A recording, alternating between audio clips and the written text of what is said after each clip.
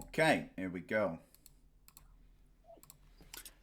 Good evening, everybody. How are we doing? Welcome to the first edition of the Muso to Muso Twitch interview podcast. Welcome. It's nice to see so many of you in the chat already so early on. Big shout out to a few of you regulars. Good old Josh, Jonathan Jackson, Jean Chevalier, Ethan, Metal Sam, Steve, Alan Fletcher, Cat Black. Hello, everybody. Welcome. Thank you very much. Thank you for all of you for tuning in to my Metal Monday stream on this Monday just gone, playing all sorts of heavy metal, celebrating heavy metal. But yes, nice to see so many of you in. It is very, very excited for this to welcome my first very special guest on the Muso to Muso podcast stream. He is my friend, my colleague, my boss, the ex-singer of Iron Maiden, the singer of Wolfsbane, and his glorious solo career. Everybody, please welcome my guest, Blaze Bayley. Here we go. Hello? Can you hear me? Yeah. Hello? Everybody gives us a thumbs up in the chat if you can hear us okay, and we'll get this thing started. But Blaze, thank you very much for joining us tonight. Oh, it's great. You know, I thought, what would I rather do? Go to the cinema on the cheap Thursday night ticket or have a Twitch? I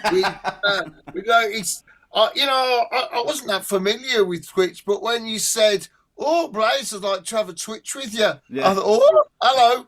Yeah, so, yeah. It's my first time, be gentle. Yeah. Whenever I tell my friends or my brother, sometimes he's saying, oh yeah, I'm going to do a Twitch tonight. And he's like, what, you've got something wrong with your eye or something? It's like, got this little twinge in your face. But yeah. No, it's really fun. I've really enjoyed doing this. I've been doing it for a few years now, doing the live streams. And I feel like there's a nice community building here.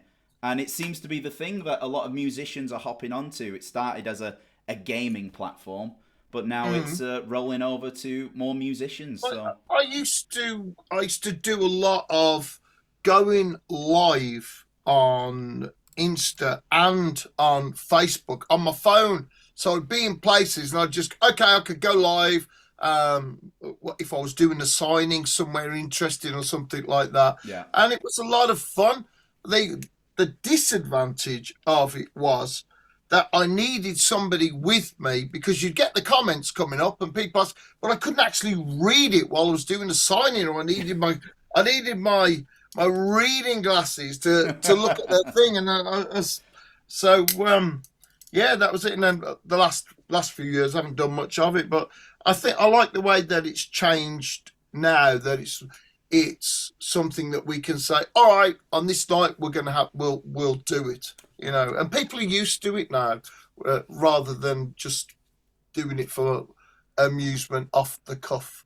So I think it's a good idea. Yeah. And I think Twitch is probably a good one because it comes from a place where it's not just social media, it's about something, because gaming, you really want to talk about the nuts and bolts and the minutiae of what you go through in a game when you can't find particular things and get lost. And I certainly do anyway. Absolutely. So I think it's a good thing. I think this is one of the very few good things that came out of COVID and the lockdown. That kind of surge in live streams that happened during that time, that kind of spread over. And that's where Twitch, I believe, really, really took off for a lot of people. So no, if one good thing is going to come out of that, then I think that was definitely one of them. So, everybody, let me just explain what is going to happen right now. We're going to go hit fire through a bunch of questions with Blaze and myself. I've got a lot of questions from people who are in the chat right now.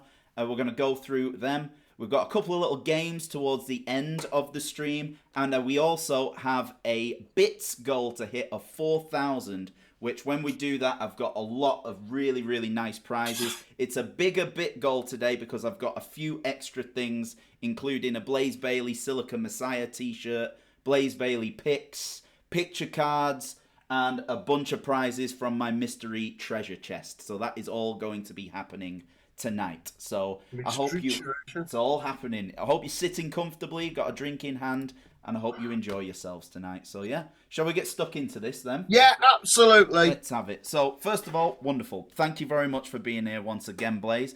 We've had quite a start to 2026 already. Yeah. We have just done a wonderful, wonderful tour of Spain with the Silicon Messiah set list, which I felt personally was a fantastic start to the year. Yeah. Spain is just such a wonderful country to tour. Got some amazing fans over there. What were your thoughts on how the tour went over the last week? Well, I think we've started this Silicon Messiah set list last year, and early on we took the decision to do it with one guitar because Chris had played most of these songs before on the 15th anniversary. And then with you on the bass, the decision that we came up with early on was, let's see how we feel. We didn't have a choice on the first couple of gigs. Let's see how we feel. And what happened was this feeling of space, this feeling of emptiness, where Silicon Messiah is very dynamic anyway. There are big crunchy parts and then there are quiet bits. In the writing process, all of that was intentional. And then going down, just staying with the one guitar and then changing some of the rhythm guitar parts to be on the bass played in a certain way. Yeah. And not being afraid of space, which I think maybe when you start off, or, when I was a bit younger, maybe when I didn't have the confidence that I have now in my voice and the songs, when I was a little bit, you've got to be singing full all of the time, then I think that was something magical then. It was a happy accident. Well, actually, with this space, this felt so good. I want to keep it like this. Yeah. So bringing the songs together like this, and it's this vibe where, for me, I'm not trying to play the album live. I'm not trying to take the album and say, here is the Silicon Messiah, I'm doing the CD, I'm replicating this thing. What I'm doing, because I'm a songwriter, I'm saying, right, here is the song, the best that I can do it to connect with you, the listener. So we're not trying to give all the little bells and whistles and the delays and different things. What we're doing is saying, here is the song. And one of the things I've always loved about Spain is such a strong thing for singers and dramatic things. I don't know if you know this, Luke, but Shirley Bassey, I Who Have Nothing and some of these songs, she took those from Spanish writers. They were big hits in Spain, and she got them translated into English. This big, I Who Have Nothing, and all that. Well, of course, I'm right up there, aren't I, with the big dramatic. I'm such a drama queen. So, and there, you just really feel that people are singing along, and it's absolutely incredible. And here's these songs, 25 years old, and you're bringing them back. And of course, in 25 years, one of the big things that happens imperceptibly as you go, is your voice changes. And my voice has changed in different ways, and it's stronger in some places. And one of the ways that it has changed is in the low registers and the breathy, quiet bits. Whereas when I look back now, I think when I first did Silicon Messiah and we did it, then I wasn't putting those songs. I didn't do justice to the songs. I was running about a bit too more, where now we have this thing, we perform Stare at the Sun. It's the last song of the album. I just root myself back. I'm going, right, Stare at the Sun. I need every ounce of breath for this song. And it was just incredible to hear the Spanish fans. singing it. It was just absolutely incredible. So I've really, really enjoyed going to Spain and all the other shows that we've done. We finished up. I think we had a couple of German shows, didn't we, last year? We finished in The Hague. Yeah. That was just breathtaking. Yeah. And Oh yeah. when I think one of the things is, yes, there is a big thing for nostalgia now. It's 30 years for a lot of things, 25 years. But when you've lived with an album that long, and when it's been your favourite record, and years later, it comes to life with enthusiasm and it's played well, the songs are played well, it's incredible. So that's the way I felt about it. I felt there was some of the lessons, and some of them not very pleasant, along the way that I've learned about singing and putting songs over. And I think, all of that came together last year. And then getting back together for the Spanish tour, it was, all of that's there. All of the lessons I learned in those 25 years, and listening to the songs, the lyrics, putting that lyric over, finding the lyric. Right, where does this lyric have to really come out and be huge? And where does it have to be quiet to get that drama? I never really thought too much about that before. All I thought was, right, just try and get everybody to hear you all the time. Yeah. Well, I've definitely experienced with you in so many instances, with so many of your songs. Stare at the Sun being a wonderful, wonderful example, because you do have that huge chorus where your voice is just projecting to volumes unheard of before. But then you've got the outro, which I think is and the intro, but the outro specifically, the way we do it as well. And it happened, actually, I think it was the last show we did in Spain, in Guadalajara. You actually left a lot of space between each lyric with that. And Chris playing the guitar part was kind of thinking, oh, he's left a bit more of a gap, because we work off you. It's very improvised, as we do a lot of our things. It's very, very improvised. And I love that. I absolutely love it. One of the things I enjoy about being 100% live is this thing of we are connected on stage. And sometimes we kind of we wobble a little bit, and it's like, exactly where are you? And other times when that sound is just right, we're all feeling really comfortable, then we've got a connection so that we can change the time, we can bring it down. There's no click, there's nothing to stick to. It's all absolutely human in that connection. And of course, the fans are connected to that as well. Totally. So your audience, which is something I never thought about 25, 30 years ago, your audience is connected. It's part of the song. So when we do Stare at the Sun, and you literally feel, not just hear, but feel the audience, then you're going, actually, we're all connected now in this room. So I can take my time and I can enunciate this lyric in the best possible way, with a full breath behind it, at exactly the right distance from the mic to capture that.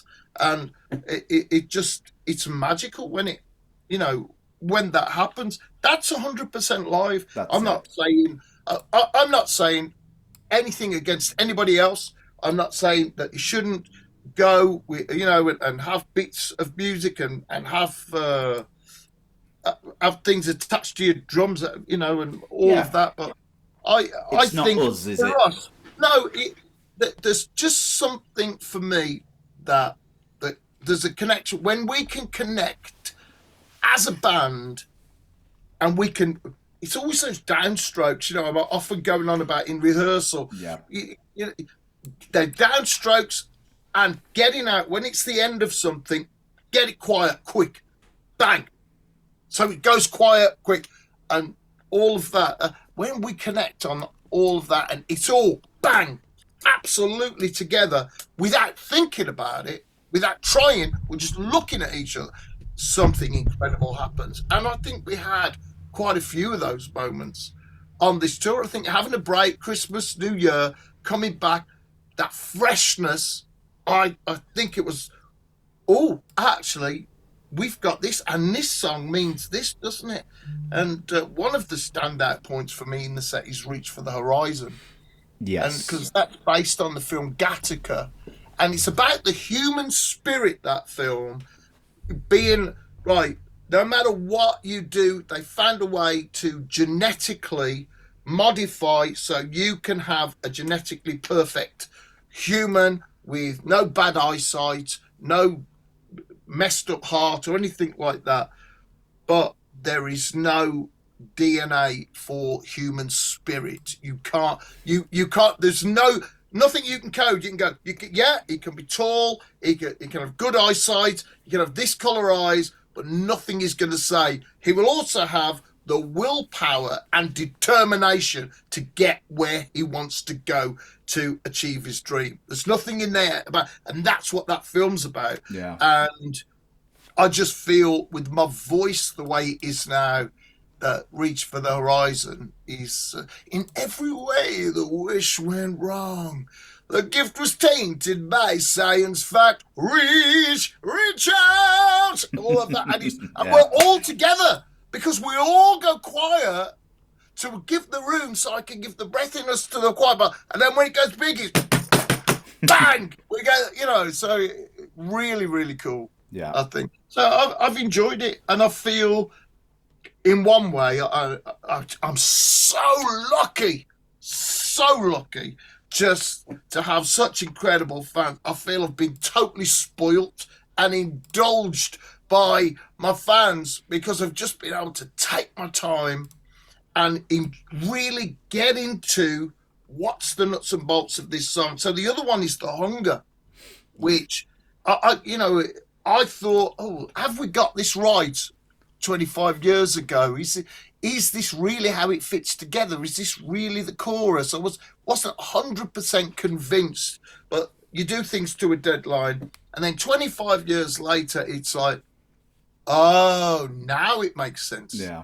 Now, because actually what's happening is the character in the song, I didn't write it this way, the character and the words that are coming out, it's, I hunger for company. And I never thought about the terrible suicide rate and all of those problems and self-harming back then. But now that's all starting to come out, and we know all how terrible it is and the horrible problems that people go through, and they don't know how to get help and everything. Now, the hunger being loneliness and trying to cope with loneliness and always being on your own, feeling like you never fit into any situation, always feeling like an outsider. And, I think so much of the time, people who obsess like you and I do over music, you can feel like in some situations you do feel like an outsider, and you feel like, you just, what are you gonna, if you can't talk about music, what do we talk about then? Absolutely. You know what I mean? And then you go on tour, everybody loves music. Mm-hmm. Everybody's there because absolutely you can talk to anybody about, it's not the fact that you're in a band, but anybody in the audience you can have a conversation with about 20 different bands that and you'll go, do you like them? Oh yeah. Oh, I've never heard of them. Oh yeah. Oh, that Megadeth album's dreadful, but this one's fantastic. You know what I mean? Yeah. That kind of thing. And it feels like, the hunger is kind of satiated. We're in a room full of people that actually understand, because they're just headbangers like us. And that's something you lead with when you introduce the song Born as a Stranger as well. I love that, because you talk about everybody looks at us wearing a band t-shirt or something, thinks we're strange, and we're not strange at all. We're actually normal, but they make us feel normal, like born as a stranger. And it flows in so well. And that's one of my personal favorites to play, that song, because even if somebody doesn't maybe recognize it immediately, by the end of the song, they cannot help but sing that chorus, which I think is another very good thing about the Silicon Messiah album. It's got a lot of nice. lovely hooks in it. It is nice that that feeling. I think, you know what, we're out there and we have to stop for lunch or to get fuel or something like that. And in a lot of those situations, you go into the motorway services or the garage, and it's like, there we are. Like, there's, the 6 or 7 of us, our whole team, and we all look like we're wearing the same gear. Yeah, it's a variation of black. Yes, yeah, that's it. And the one we went into to the one just after we had that snowball fight. We went into and the lady walked in. It wasn't on the motorway. It was on an A road, I think, in the mountains. And the lady looked at us as we all came in. She thought, "Oh my word!" I felt a bit shocked. By the end of it, she was smiling and everything. It was the smallest service station we could find in the middle of nowhere. She was there on her own. She was like, "Oh my god!" The Sons of Anarchy have walked in or something. That's born as a stranger, and people judge you on what you look like. Yeah. And they don't even know your name. Yeah, absolutely. Well, speaking of Silicon Messiah and the Spanish tour that we've just done, we were just talking before this interview started about our year ahead. And we were saying how much we actually have on. And I've got the little cheat sheet of what we've coming up over the next few months. The next trip we actually do is only in another less than a week now. We head over to Ireland. We're going back to Ireland for 4 shows. Doing Dublin, Limerick, Drogheda, and Belfast, which I personally am very excited to go back to. Ireland was fantastic last time we went there. And we're going back to some of those same venues. I don't know if you remember Whelan's venue in Dublin. Yeah, that was good. I think you and I, didn't we? We did X Factor set, didn't we? There. Possibly, or at least an Iron Maiden set. Didn't we do 2 a.m. and Como Estas Amigos? Do you know what? It was the first time we did that acoustic set. It's the one with the high ceiling that almost looks like a bit of a greenhouse at the top. It's got a balcony, but it's very close. That's the one. And I remember that being, we did our acoustic there, and it was so dramatic. Yeah. And people, I think there were a couple of people really emotional when we were doing 2 a.m. because it's a song about being desperate and working a job just for the money and not going in the direction. Your life is not moving in the direction that you thought it would be. And 2 a.m., it's a very simple lyric, and it just seems to have got a lot of people. And I think people thought they wouldn't hear that again, and they got emotional about it. But I remember that about Whelan's, and I think we've played there twice now. I think we have, such a wonderful vibe there. I'm very, very excited about going back. Yeah, that's going to be brilliant. And then in March, we've got quite a nice run of dates back in Europe. We're going back out to Germany, Austria, Czech Republic, Germany again, and then we've got 4 shows in Sweden. And this will be the final of this year, at least. This will be the final run of shows for the Silicon Messiah set list that we've got booked in. So that's going to be slightly emotional because I feel like we've been playing this set for pretty much all of last year and now the beginning quarter of this year. So it's going to be quite emotional to not play this set list, which I feel like we have gotten down to a T now. It feels there's a fantastic flow to it. The songs are brilliant. We can, of course, still play those songs, but we've got a lot of other ground to cover as well. I think it's really interesting. You go, right, we'll play the album start to finish. We've had to change the order slightly because of tuning, but I don't think that makes a huge difference. It's only one song in a different place. But every song has come to life. Yeah. And it means something. And I'm looking down the set list, and I'm okay. This one, again, Born as a Stranger, and then Reach Out, and then the launch, and everything has come to life. Mm-hmm. And the hunger, it's just something, it really gets me sometimes, and I have to just take a moment, not just for my breath, because I've put it out, but actually something happens with the hunger when we're all together and we're getting that reaction. Something happens that it's not coming anymore from there. It is coming. It's from the heart. Yeah. It's absolutely your voice is interpreting its emotions, raw emotions coming out in the hunger, and it catches me. And as I'm singing those words, as that verbalization comes out and all of that, I am on the outside, always looking in. And there's so many moments in life you feel like an outsider, and you follow this dream obsessively, and sometimes the sacrifices you make, oh man, did you go the right way, things that you do, and that kind of brings it all, the emotion of that lyric kind of, it brings it all out.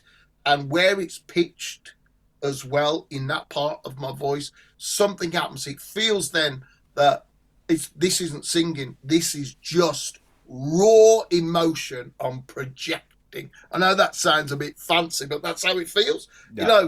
And then I'm at the end of it, and I'm going, I feel like I don't know, I've been had some kind of emotional grenade has gone off, and I've got to wait for things to calm down before I do the next song. Yeah, absolutely.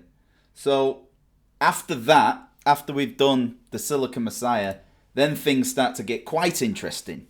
Oh yeah. Because we'll be in April, we'll start, in a way it feels like we've just done a massive 12, 15 month cycle of Silicon Messiah, as well as the X Factor anniversary tour that we've also touched on.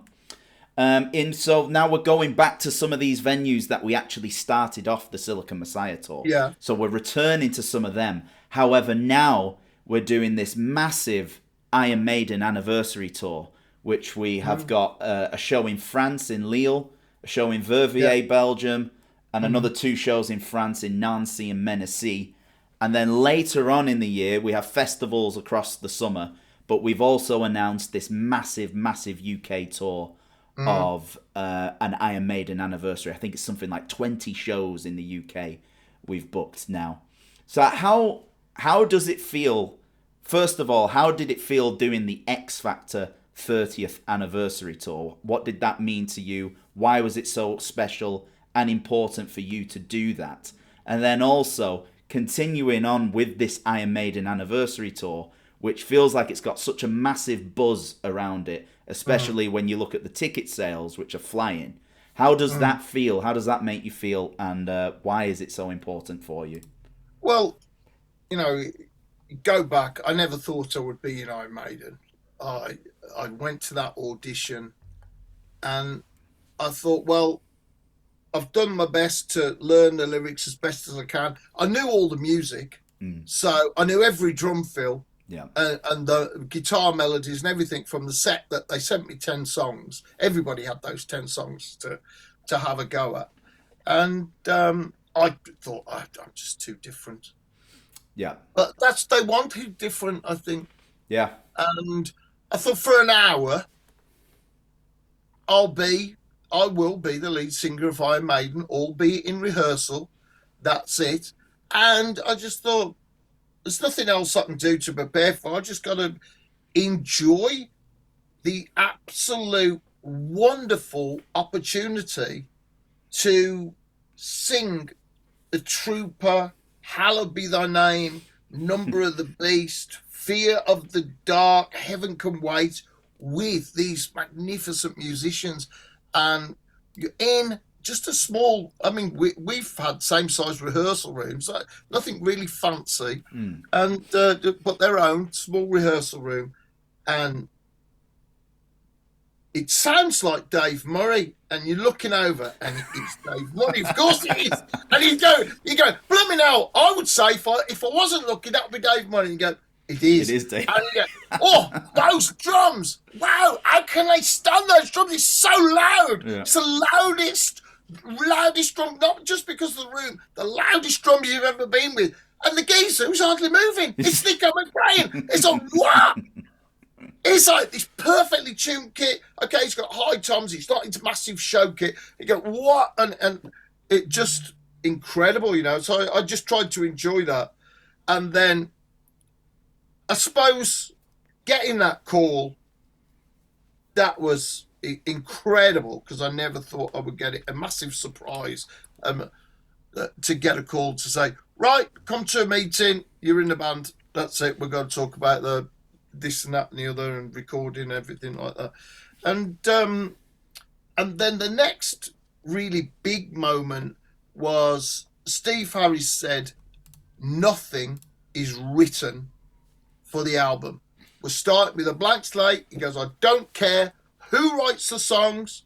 They just have to be absolutely great. And I thought, okay, well, it's open.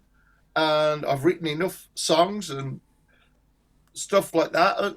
And I thought, okay, then. So it was incredible. And my confidence, and I think this is where a lot of my confidence comes from those days, that I've got my lyrics. I normally have a book that I've done with different ideas that I've pieced together. I'll try that, you know, when you and I do it, right? Does this lyric fit with that music? Because I'm always trying to do this thing of, I want the lyric and the emotion and the music to fit together to tell this one story, because that is the golden triangle when you get these three together. And it was just great to be in that situation and go, well, I've got this lyric, and I go, oh, okay, have you got anything to go with this? Oh, yeah, we'll try this. Oh, I've got this melody and I've got this bit of a riff. What, have you got anything to go with that? And yeah, and it's called, that's it. So that was great. And I suppose over the X Factor, then Steve Harris was producing it and he was going, well, can you just try singing it a little bit lower? And I'm going, well, and he was going like there. And I'm going, okay, I would never normally go there. And he goes, yeah, you have a sound to your voice there that's very distinctive, and it really brings this lyric to life and this melody. And I go, okay. And of course, what was happening was I was finding another third to my voice that I'd never used before. So, and now, 30 years later, that voice that I found there making the X Factor, it's strong and it's an absolute part of me. It's been part of me over those 30 years. It's grown and now it's a part of me. So now you do those X Factor songs and there is a strength and a confidence, and the number one thing that you need for singing is confidence. You have to have confidence because you have to have posture. You've got to have confidence. You need to go, right, nothing can faze me, bang. And I have that confidence and I have that part of my voice is full now. So doing everything from Sign of the Cross, Lord of the Flies, and the songs that we rarely do in a set, like things like Judgment of Heaven, that it's just incredible because it's a lonely cry for help, reaching out for help to anyone, a silent prayer to God to help you on your way. That it's a confidence, and that's almost unshakable there. And then when we had the idea, why don't we try this now? Why don't we do X Factor start to finish? I'm going, well, that's big. And I'm thinking, but actually, I really want to do it, because if I'd have walked in the studio with the voice that I have now 30 years ago, who knows what would have happened? with the album.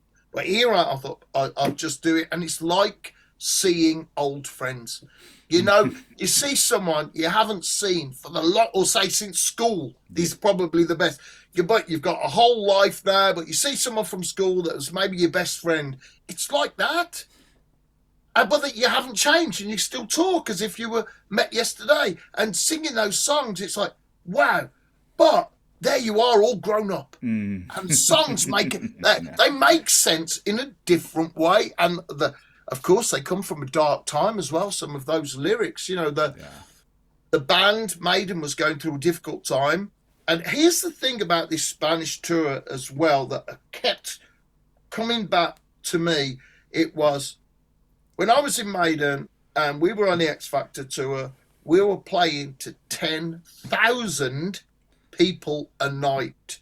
And in the UK, the magazines, the heavy metal magazines were saying, Maiden is over, they're totally irrelevant. Yeah. And for me, and I think everybody in Maiden, it was, so you're saying that because the Spanish fans aren't approved, they're not as good as you, a British journalist who never paid for your CD or your ticket and never did one thing to support the band apart from write something, and you got all your trips for free. You're nothing, mate, compared to these fans. Yeah. Nothing. Yeah. You mean nothing. And that was it. And it was great to go back, do my Silicon Messiah album and have that. It was just very, very cool because it was that time, just standing on stage. I've never played to that many people before, you know, as a headliner and all of that. But to have that energy and then go back 30 years later, that those Spanish fans really welcomed me. It was just an incredible experience. It was so warm. And one of my absolute favourite things is I'd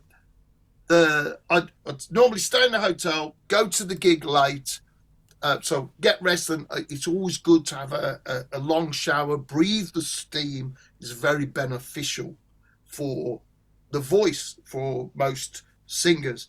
And so the promoters drive me to a big gig. It's like a football field out there somewhere. And pulls up, and there's the security. Stop there. And I heard the promoter says, El Cantante. We drive, and the security waves us on, and we go through. And I said to the promoter, I said, what's El Cantante? He goes, that's the singer. And he goes, so I am El Cantante. He goes, yeah. And I'm like, ha! I felt like I was in The Good, the Bad, and the Ugly movie, Clint Eastwood. I felt like I was the Clint Eastwood character. I was El Cantante! And it was great. And going back to Spain, you saw what it was like when I was remembering starting off with this, what seemed an impossible dream of being a professional singer, and then becoming El Cantante. That was it. You would say that as well. You would say that at every show because you'd introduce all the band, go through Luke, Martin, and then it's like, I am Blaze Bayley, El Cantante. And at first I had no idea what you were going on about. But then you explained that to me. It was like, that's pretty cool. It was just like being Clint Eastwood in Fistful of Dollars. That's how it felt then. And Steve Harris he used to call it me as well after that. He'd go, hey, El Cantante, come on. I loved it, man, being back in Spain going, El Cantante. It was great. It was a new guy in the band, and it just gave me a lot of confidence, and so did the fans. It was good. And having this voice, you know, I'm older. I'm not, you know... I'm just older. Your recovery takes a lot longer. It was a tough 6 in a row. But I think, you know, with that, having the voice now and the control that I never had 25 years ago. I mean, I just did not have the control over my voice to paint the picture vocally that I can. Then going to the X Factor and going, let's do this top to bottom. and finding those places where I'm going, you know what, in the studio, then it was a little bit thin, and now in certain places that's not there anymore. There's no question. It's full, the full raw emotion and the darkness of those lyrics, that meaning comes out. And isn't the spooky thing, I mean, I think you found it as well, is those lyrics from 30 years ago, some of them feel like, well, they were last week. The subjects that we talk about in those lyrics, it's unreal, man. There's still war in the world. I thought there wouldn't be any more war now at all, but there's war, still terrorism and all of that business, and that's mentioned in those songs. Yeah, absolutely. And I think also going back to Silicon Messiah, I think you pointed this out as well. The title track, Silicon Messiah, and also songs like Identity as well, I think are very relevant in this day of AI that we're in. We're in the thick of it now. It's already happened. So we are living in it right now. So when you sing those words and introduce those songs, I think they really hit home to people, and you can see it in their faces. It's happening. I think it's happened. We just don't know, because it's happened to someone who can keep a secret, that someone has got most of their consciousness and their mind, and as much as they can, onto a machine. Yeah. I think it's happened. We just don't know about it yet, because they don't want to tell us, because, you know, they'll want to keep that secret. But I really think it's happened. There is a ghost in the machine, and somebody's there. And when that is successful and reliable, they'll be selling that. It'll cost millions and millions. But, well, the billionaires will be going, they'll be in a queue, man. They'll go, okay, I can live in a machine. And then when robots' bodies, because Musk is planning an army of robots, because he's got the factories to make them. But then I think it's going to be a different world. I hope I'm alive to see it. I hope I see this, because people lived through the Industrial Revolution, and we are living through the information revolution. And one of the things, I think, I'm older than the internet. There was no internet when I started. It was just coming. There were no cell phones when I started. Everything, you had to be in the magazine. And if journalists didn't like you, or let's say understand you, you were never going to be anywhere. You could play live, and you could start making a name for yourself. But now it's a different world. But there was fake news back then. People told lies or got things wrong. But now there's that deliberate thing of, I'll say what I think as if it's a fact. Yeah. It's very disturbing. So that's why, right throughout the Silicon Messiah tour, and I'll continue to do it, is to make the point that I don't get in touch with anybody through social media. People are fakes. They will say they are me, and then they'll go and ask for money and all of that. And they do it to every artist and most celebrities. Somebody is faked. My neighbour had some badgers come to visit her house, and she went on a badger forum and thought she was talking to Brian May, who famously has tried to save badgers in the UK. And it was somebody from Nigeria pretending to be Brian May, and she really thought, she said, if you send me some money, I'll phone you. So, well, Brian May's not going to do that, mate. I've met Brian May at an EMI conference 30 years ago. It's like, he's a lovely, lovely man. He's not going to ask you for money. He's probably doing okay. Yeah, that's right, yeah. But it's unfortunate as well, because they'll target older people as well. Some maybe slightly more gullible and slightly more vulnerable people. And people that are really passionate and want to believe that they're talking to you. Yeah.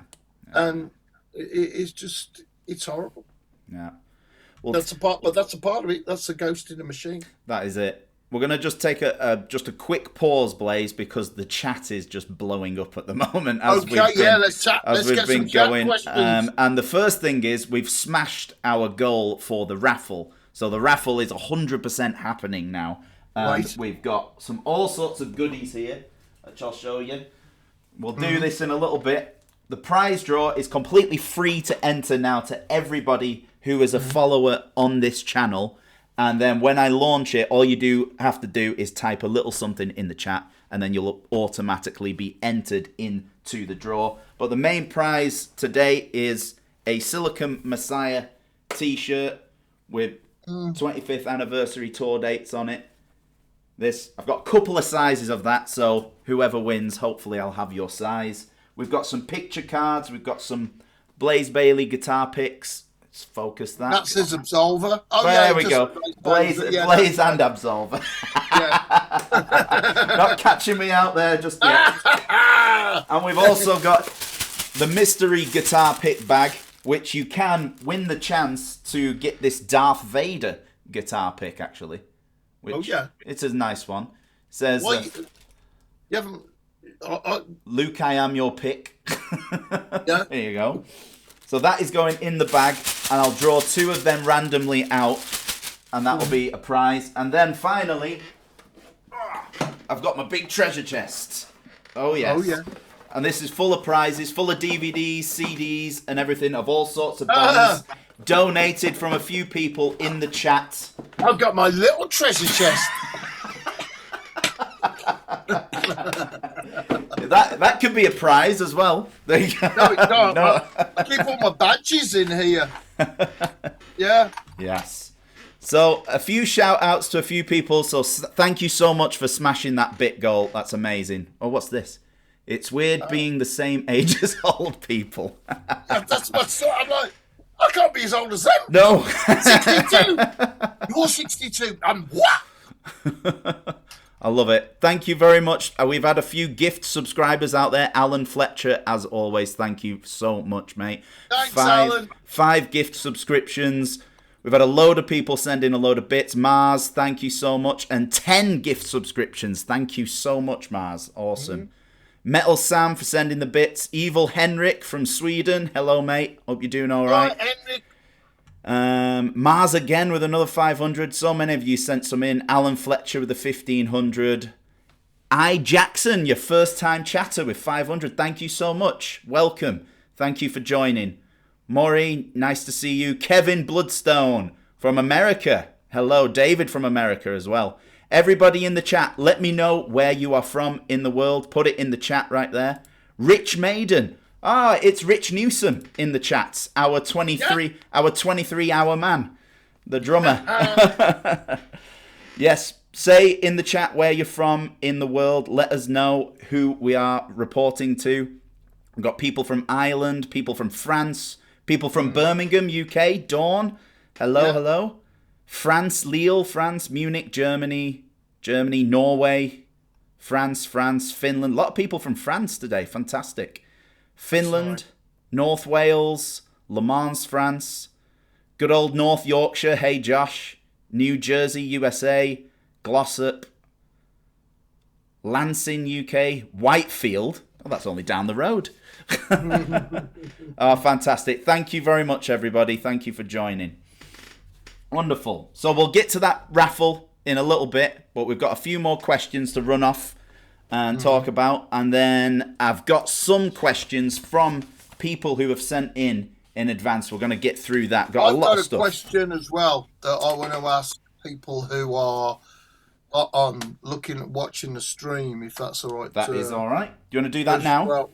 Well, since you've got the bag of bits and all of that business, at the end of this year, when we've done all of this touring, I've had my boots since the US tour, the last time we went to the US. Okay. I bought them there, I think near Kentucky or something like that, and I've worn them at almost every show. And at the end of the year, what I wanted to do was sell the boots for charity.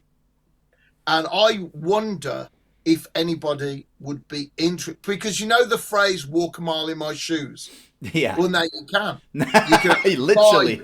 you can actually buy the boots. And the way that I pack, I don't have special shoes for what we do. I put on a pair of boots, and that's my work boots, and I do every gig. I go through every airport. That's what I wear, apart from occasionally slippers in the hotel if they're provided. Oh, we need to start stealing those slippers, and we can carry on this trend. I just wondered if that's a thing that would interest anybody, because I'd like to raise. It's one of the things I thought, I could raise money for one of my charities, and I just think so. Just if people respond, if they would say, it's my boots that I wear on stage. I've worn them at every gig, every festival. It's going to be close to 300 shows. I can do a list of the shows since I bought the boots as well. And would anybody consider bidding on those in an auction online? And, if I put them on eBay for auction, would anybody consider doing that? Because I would love, first, to get enough money for new boots, and second, whatever else, after I've bought anything else, I don't care if it's thousands that we raise or just hundreds, whatever it is, that will go to anti-suicide charity. Yeah. So, well, you've had quite a few comments on that already as you were talking. Yeah. So the first person to comment was Ethan from Worthing, UK. He said, "I really want to wear those boots." So there's the good start. I hope they'll fit. Yeah, he might have to grow into him, because I think he's about 14. That lad, so he'll get there. But yeah, what size did you say they were? Size 8, UK 8. There you go. Everybody who's asked what size it is, it's size 8. Those are some big shoes to fill. Yes, sir, they are. Don't die with your boots on the line. The Maiden song. I think eBay would explode if this was. Everybody's basically saying, "Hell yeah!" Yeah.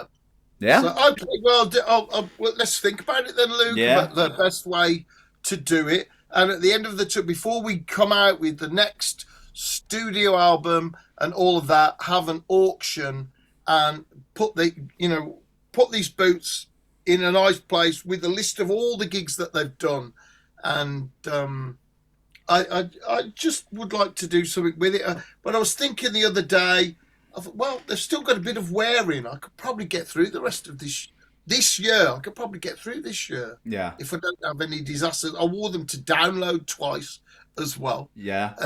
All of that. So it would be nice if we could do something nice.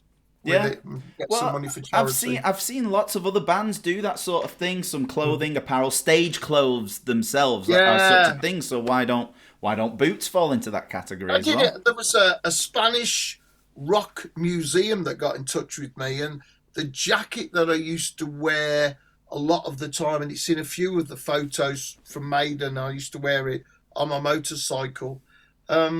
Then they bought my jacket off me, the museum did. I thought, oh, well, okay. Yeah. It's going to go somewhere. It's going to be looked after. So, yeah. I do miss that old jacket, though. Yeah.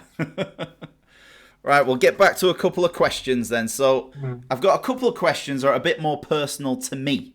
Okay. It's about so from where we were talking about Iron Maiden, X Factor and everything, and Silicon Messiah, we're going to fast forward in time a little bit. More towards your Man Who Would Not Die era of your solo career. And now this was actually the first time I ever met you. It was at a concert at Gillies Rock World in Manchester. And I think you were doing an all-day gig, if I remember correctly.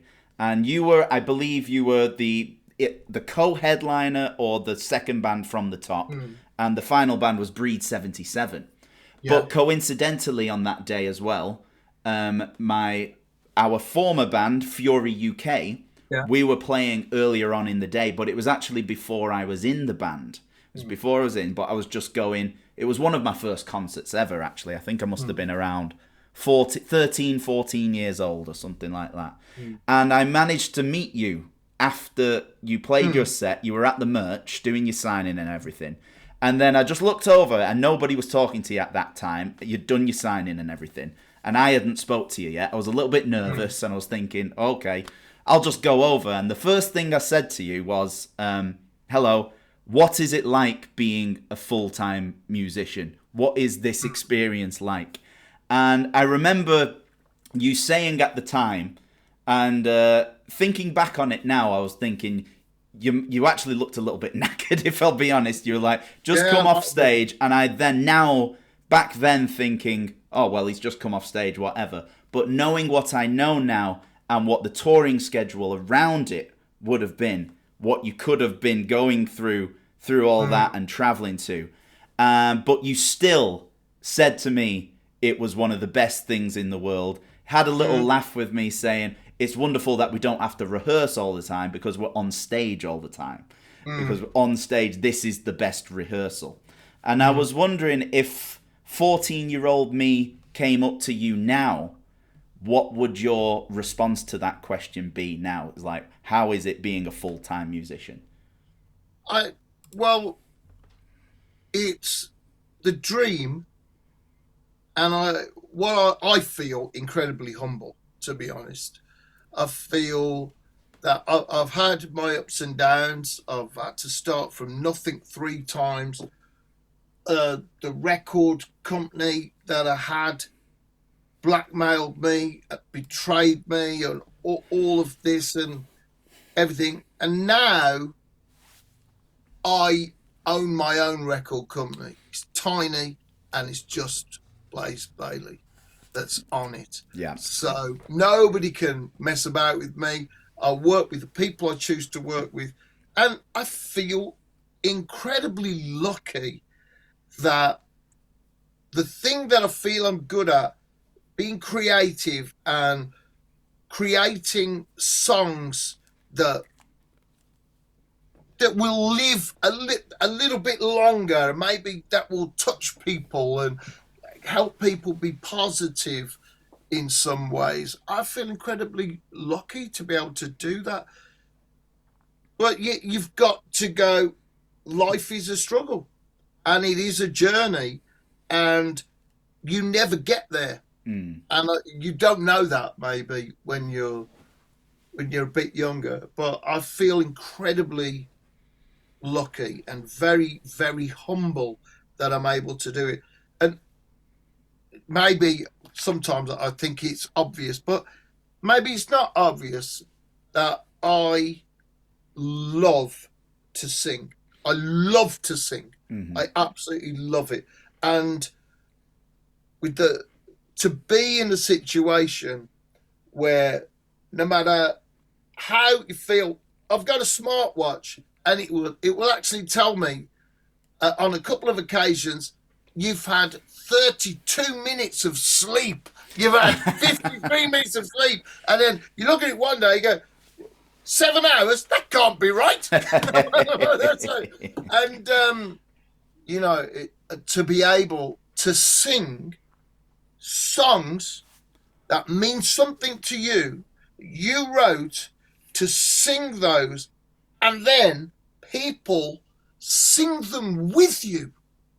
It's just, it's incredible. And really, if the government knew how good that feeling was, they would tax it to death.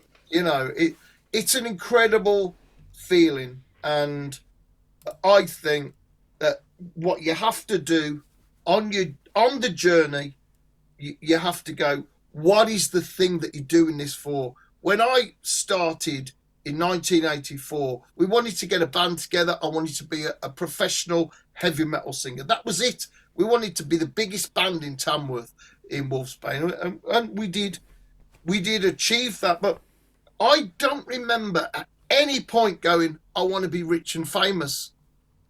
I wanted to be a singer in a band and tour the world and sing my songs. I'm not really famous in the scheme of fame and celebrity.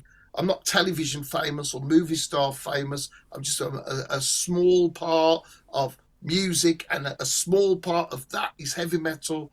And it's just enough fame. I'm not really recognized too much.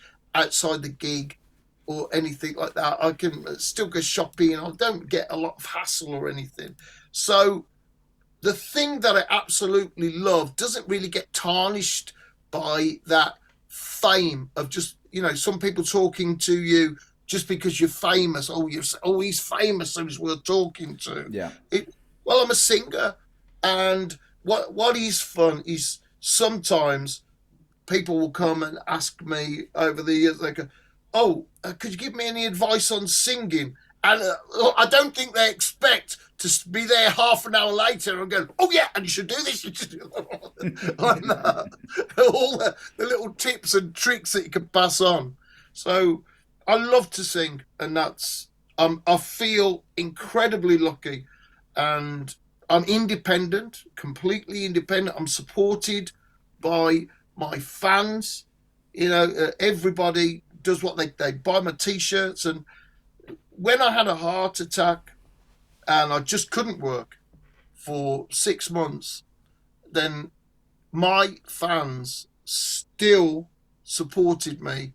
Nobody got a refund on the ticket. No promoter cancelled a show. They just postponed it and said, we'll wait for you. And that's incredible, really. I never expected that. And I find it's very, very humbling. And what I would say probably to 14-year-olds, you again, is just really feel it. Are you going in a direction? Do you really want it? Is this the thing you want? Do you want to live for music? Then just do that. Mm-hmm. Just do that, because you got a chance. I was very lucky. I was in my 20s, had all the energy. I had no kids, no house, no nothing. I was completely and utterly, same as you at that time in your life, totally devoted. I didn't care about anything else. Totally devoted to my music, my band, my songwriting. And that's what it took. Yeah. Back then to do that, and to actually be in a place where what we've done on this last year and coming up, where you see sold out. Yeah. And it's a venue that you love to go to. It's not a stadium or anything. I don't really like stadiums. I've played them. I can tell you, I don't enjoy the problems that you have in stadiums. It's a lot of fun to play for a big crowd, but to get up close and personal and sing these songs that are so much a part of me, it's incredible. Yeah. And I absolutely love to sing, and to sing songs that I've written. And when we're working, either me and Chris, or you and me, or me, with the guys in Wolf Spain, and these incredible puzzles that the universe has gone, it feels like the universe goes, hey, here's a piece of what could be a great song. If you can find the other pieces, there you go. There you go. Oh, what's this bit? Oh, what's going to go with this? What's going to go with this? Do we have to make a piece, or will we find a piece? You just don't know. Yeah, and it's frustrating, but it's also incredible, because you'll get, like, when we've done stuff, and you'll get the thing and you go, oh, that's it, that's the chorus, that's the chorus, we got the chorus. Like, phew. Oh. Yeah, and then you're singing it on stage, and people are singing it with you. You go, what? It's incredible. So, yeah. Well, that actually leads to my next question rather well, because now, obviously, me asking you, okay, at 14 years old, being like, or 13, how old ever I was, asking you, what is it like being a musician? Little did I know, 2 years later, I would then be touring with you. With Fury UK, we did that massive UK tour for the Man Who Would Not Die tour. And then shortly after that, in between Man Who Would Not Die and Promise and Terror, you actually asked me to dep for your bass player at the time, David Bermudez. We did. I think I depped for 2 or 3 gigs in total. We had I think it was Hellfire Fest in Birmingham, and the Rock Radio gig in Glasgow. And one thing after another, it all stemmed into me joining Blaze Bayley, as we are now, over several years of friendship and working together in various varieties. but in that time, we had never written a song together. Yeah. Until Circle of Stone comes. Yeah. And the first song we ever wrote together was The Year Beyond This Year. Yeah. And that was a very proud moment for us. Like, and we were hashing it out quite a lot, because I remember you sitting me down and just saying, right, just show me what you've got on your voice memos. Show me what you've got on this acoustic guitar, and just handed me a guitar. And we just went through them all until there was just one riff, and I think it was the melody for Year Beyond This Year, and you were like, right, that's the one. Let's work on this a little bit more. And like you say, we've got one little piece of the jigsaw. Do we need to make another one, or do we need to find it? And we were at it for a few hours with that one, and then we had the final structure of that song at that time anyway. I think we made a couple more changes, but that was one of my proudest moments of being in this band. It was a very fun experience, very different experience to how I would normally write a song, because usually when I'm writing a song, I'm sat at this desk with a guitar and nothing but myself to kind of talk to. But then here I've got yourself basically singing and shouting ideas at me. It's like, no, I want you to go higher or lower. It's, Yeah, the voice is so loud in the room as well. You can't quite get to grips with when that full voice is in the room, and it's the big notes. It's incredibly loud. Yeah. So it's a lot to get, but that's it. You've got to get it. What I enjoy, especially with acoustic writing, acoustically, and Chris and I did this on a couple of things that we did, was you write in with the acoustic guitar, and because you're heavy metal through and through, cut me and I bleed mercury or whatever, liquid metal, and and we're producers, we've worked in it, so Chris and I have worked on stuff when you go, okay, the thing is, you're writing on the acoustic guitar, you've got a sense of what the drums will possibly do and everything. But because it's acoustic, there's a bit more chord and a bit more music rather than distorted guitar, which, you're going to have these big power chords, which always feature in our sound. But acoustically, you're going to have more places that you can find the melody in. That's what I found when Chris and I, we did the whole of, apart from one song, we did the whole of the one before Circle of Stone, War Within Me. We did almost all of that. Chris, should we do it on this beat up old guitar, acoustic guitar that doesn't plug in? I don't think it's ever had no strings in 15 years. And that was it. And we found that. So I got this idea, and I thought, you know what? The acoustic is the go-to thing, because it really makes you straight. You've got no distortion. You've got no power chord. You've got to find the music, and you've got to find the connection. And I think we did really well with Year Beyond This Year. I mean, and then you looked at me ever so funny when I said, but actually, it just starts with the vocal like a conversation, because I won't dwell on the past, what I've lost and all the times that and it bam, bam, and it goes, the year beyond this year of those ways and sea, and that whole.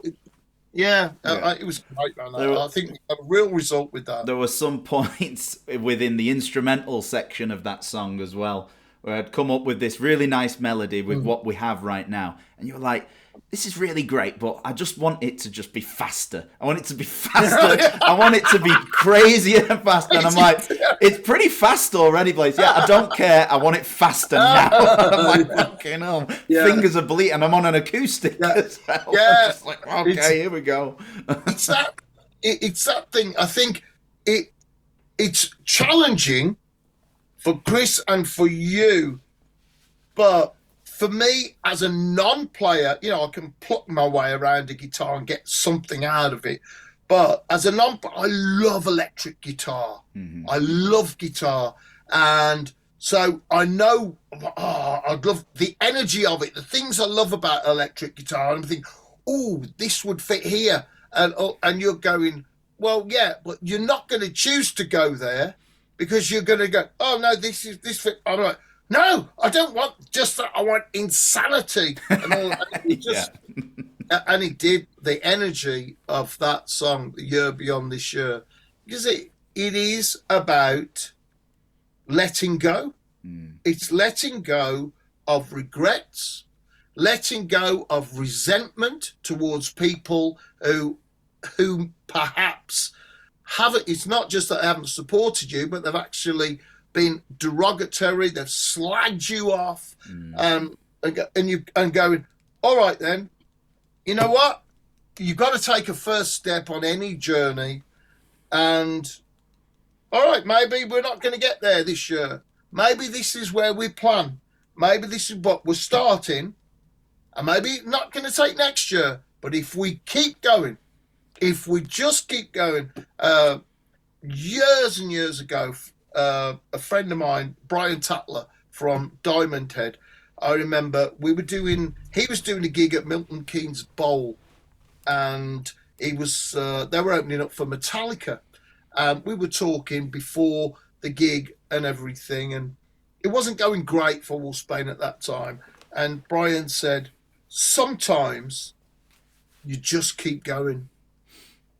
Sometimes that's all it is. You just keep going. And it turned out, that was it. It hasn't always been easy, but kept going. You and I have kept going. The band has kept going. We've had our problems. We've had things that didn't happen. People leaving. All of this business. That I don't know. Remember that time when we're coming back from Norfolk, I think it was. And a deer went in front of the van. Oh, yeah. And I was on my motorcycle on that tour, and he just wrote the van off. Yeah.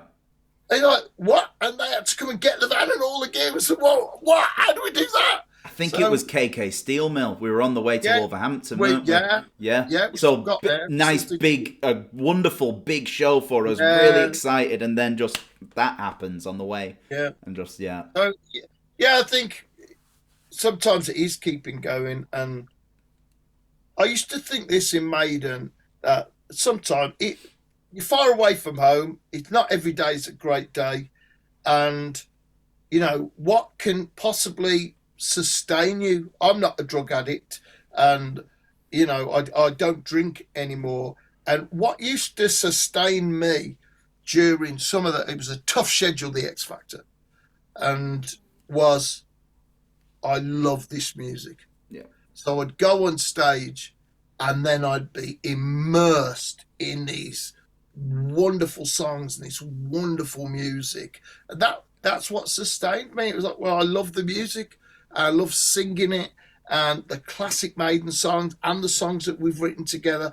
I just love to do that. And on the darkest day, the most miserable day, where you just really feel like, I could just go home right now. I feel that down or low. Yeah. You get on stage and the music starts and you hear it's like, oh, and there you are. You are actually singing the Trooper. You take my life, but I take yours too.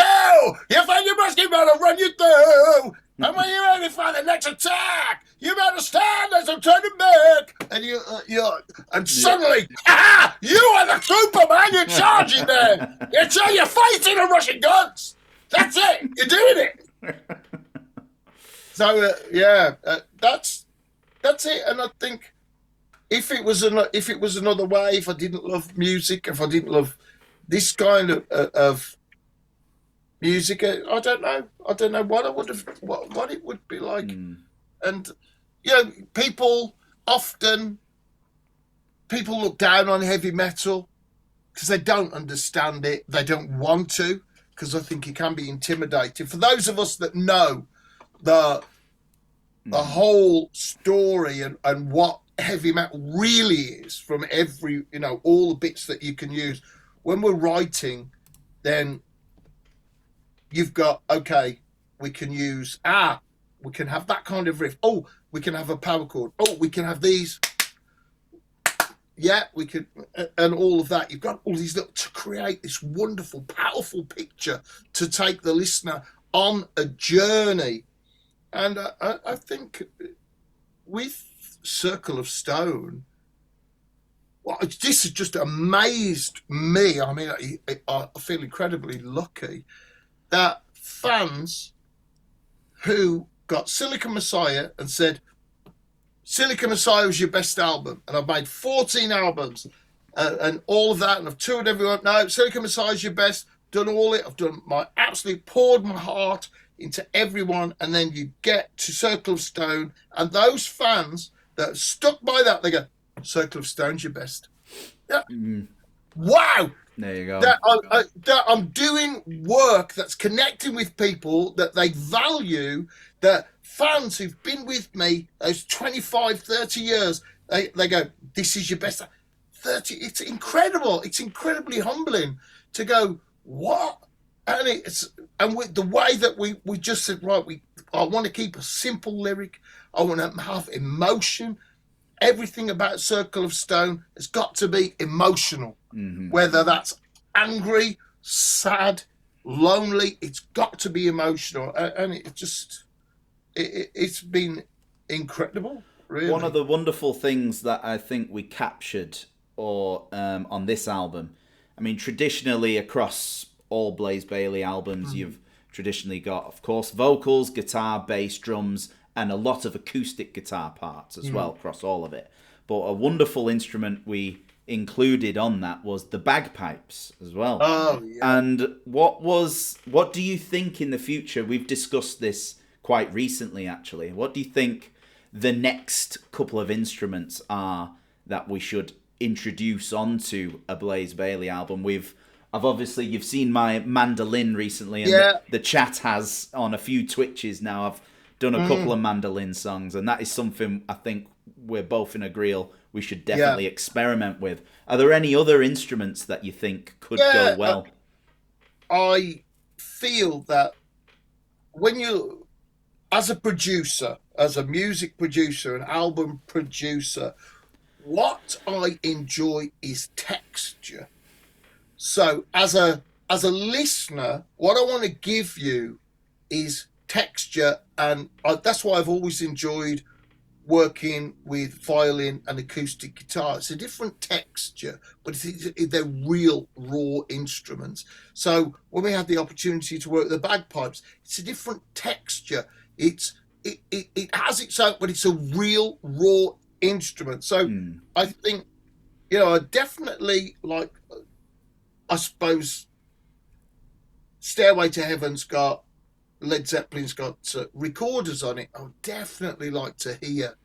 If I feel that, hearing this melody on the recorder, this could be part of the journey of this song. I'd definitely like to hear that. I would love it if something appeared and we went, you know what this is? This is a sax solo. Yeah. If it fitted, it has to fit. It can't just be we need to put a sax solo. Let's put it in that one. Yeah. It's got to be on this journey where we're trying to get the listener immersed, absolutely immersed in the music. When I always think of my fans who are absolutely incredible. I think when some people get the album for the first time, they make the evening ready so they can have just the album, put it on, lights down, cans on, or stereo in the right place. Right, what are you going to hear? So bagpipes fitted into that. Like, what on earth is this? And it's actually a voice from the past that you have to identify. So if at some point in the future, I'd like to hear it, I would love it if it appears and we go, this is where we should have a recorder, we should have a sax here. And also, we're talking the other day, how does a lute sound? Because, Silicon Messiah is modern, even though it's 25 years old, it's talking about AI, talking about machines, it's akin. It's that it puts the Industrial Revolution and the Information Revolution right next to each other. So, Circle of Stone puts us in that thing where, well, we're being exposed to war and the tragedy and losing people and people that we love, not knowing if we'll ever see them again. So on the next journey of the next album, as we're going to be traveling a lot over the next year, is it going to appear, is something going to appear where we go, I've got this, and you know what? This is on a loop. And that I think of my fans being like, and just going, that's a new, what's that? And then it makes sense. And we did. I had on the trilogy, one of the songs has got accordion on it, and it just went. And it was just because it fitted. I met a bloke on the Backen cruise who could play an accordion, and I'm like, oh, that's what an accordion sounds like close up. Could you do something? And that was it. And we did a great song, a wonderful, wonderful acoustic song. So I wonder what would happen with the lute, with the sax, with recorder. Also, I got a little whistle that I bought an Irish tour years and years ago, and I think, oh, I wonder what that's. Let's see how these melodies go, because of course, I'm not planning to take any of that on tour. You've got the melody, you've got a song, you're creating a song, an emotion. You're going to take that song on tour and arrange it to be played live with our band on tour. Well, I'm making a record for you to listen to 100 times and still want to go back to it, because the classic albums that you and I love, that's what they've got. It's the 100 listens. Yeah. And you'll go back to it. You'll even go back and you might save it, not go back to it for a little while, but you've saved it until a day where you go, I need Holy Diver today. That's it. I need Master of Puppets. I need Master of Puppets. Give me that. Master, where's the dreams that I've been after? Master, promise only lies. And you're like, thank goodness for that. That's it. And that's what I aspire to for my fans. To be going, wow, within me, and all like that, that's it. So that's always there. It's not easy. You're not going, that'll do, move on. It won't do. It won't do. It has to come to life. It has to interest you. You don't have to like it. You don't have to like every song on the album. That's fine. You don't have to like every song. And you certainly won't like them immediately. Every song takes 3 listens before you can identify the parts to know the nuts and bolts of it together. You don't have to like it straight away. Some songs you won't like. It won't be your cup of tea. But mostly, it has to involve you. It has to reach you. You have to be like, something, and then it's gone. It's like, what? What's it? What? Oh, I want more. That's it. Like Yerby on the show. It's perfect. Yes. And you won't break me. Mm-hmm. Love it. It's strong stuff, man. It's strong stuff. I'm going to move on to kind of the next segment of our interview now, because I do have one final question from me. However, one of the people in the chat who we know quite well, actually, is Nicolas Hubre from France. Oh, I know him, who has helped us out many times. Die-hard fan who's come to see us so many times. He actually sent in a question, which coincides with my final question as well. Okay. So it's kind of from both of us in a way. So it's a story you have said on stage several times, especially during the anniversary tour of Silicon Messiah. And it's usually about my brother Chris and how he came into the fold during a time when you were very uncertain if you were ever going to do heavy metal again. During that period, and you told me the story of you were in the pub in Manchester, Grand Central, and Chris says, if you ever want to do heavy metal again, my band, I think Absolver were already born at that time, will come and will be your backing band. If you ever want to give metal another go, I'll do it with you. I think that's what you always say. Yeah. And then since working with Chris and the Appletons, how do you feel like things have changed? And that coincides with Nicholas Hubre's question, which is, why is Absolver the longest standing backing band for Blaze Bayley? Well, there's a couple of things. Well, I'll tell you this, Luke, that I absolutely love Chris. I think that's why sometimes we go like bang like that. We love each other. That's it. We absolutely, we love each other as brothers love each other. But I am driven sometimes, and I get this thing. We've got to go down this way, and working closely together. It's a challenge creatively.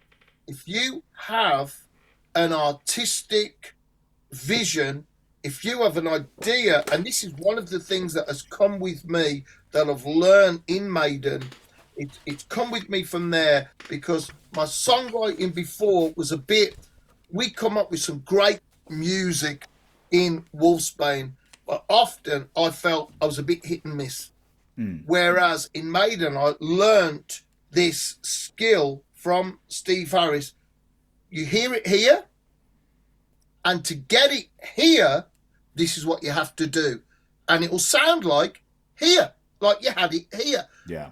I could never do that before. And Chris has been perhaps a victim in some ways of me going, no, I want it like this. I'm relenting, because the belief is there that you know how this should sound, how you want it to sound, but you don't have all of the tools in your box to get that sound. So I'll go to Chris, I want this sound. So I sometimes wonder if he would go, you know what, if I could go back in time, I think I just wouldn't talk to you after the gig. I'll do the same. If you want to do it, it's like, I wonder if he had a time machine, he'd go back and say, you carry on with your acoustic. I'll do the sound for you, and then we'll have a pint. Carry on with the Absolver. I wonder. But some of it is just is practical. One, we get on, but also we have that time apart. But the thing is, because Absolver's a band in its own right, with its own identity, making its own music, purely from a financial point of view, you don't have to support another 4 people, because it is heavy metal. And if you're at the bottom, you're not making that much money. And you see people online complaining, so, oh, well, we haven't sold enough tickets, we haven't done this, we haven't done this. Well, some of those people, they're living in big houses, they've got big cars, they've got Harley Davidsons. I just got an old Triumph that, falling to pieces. I don't live in a big house. I live for music. I absolutely live for it. And when I lost everything, one of the reasons was because I tried to keep a band together and pay everybody to be exclusive. That is such a challenge. So, and I think because the incredible manager that I've got, he said, what we're doing is, at the moment, we're playing pubs. The goal is to get out of pubs and get into venues. So we have a tour that's going to be venues, and we won't play any pubs. Not because we hate pubs. Okay, we will fight and we will play and we will do the best performance that anybody's seen in that pub. But people go to the pub to drink, not to listen to music. You're always going to be, oh, there's a band on, not like, oh, there's Absolver, or there's Blaze Bayley, or whoever you are. So that was the thing, and that's a massive thing. So there, I've only got to support myself. I don't have any other responsibility. That makes it doable.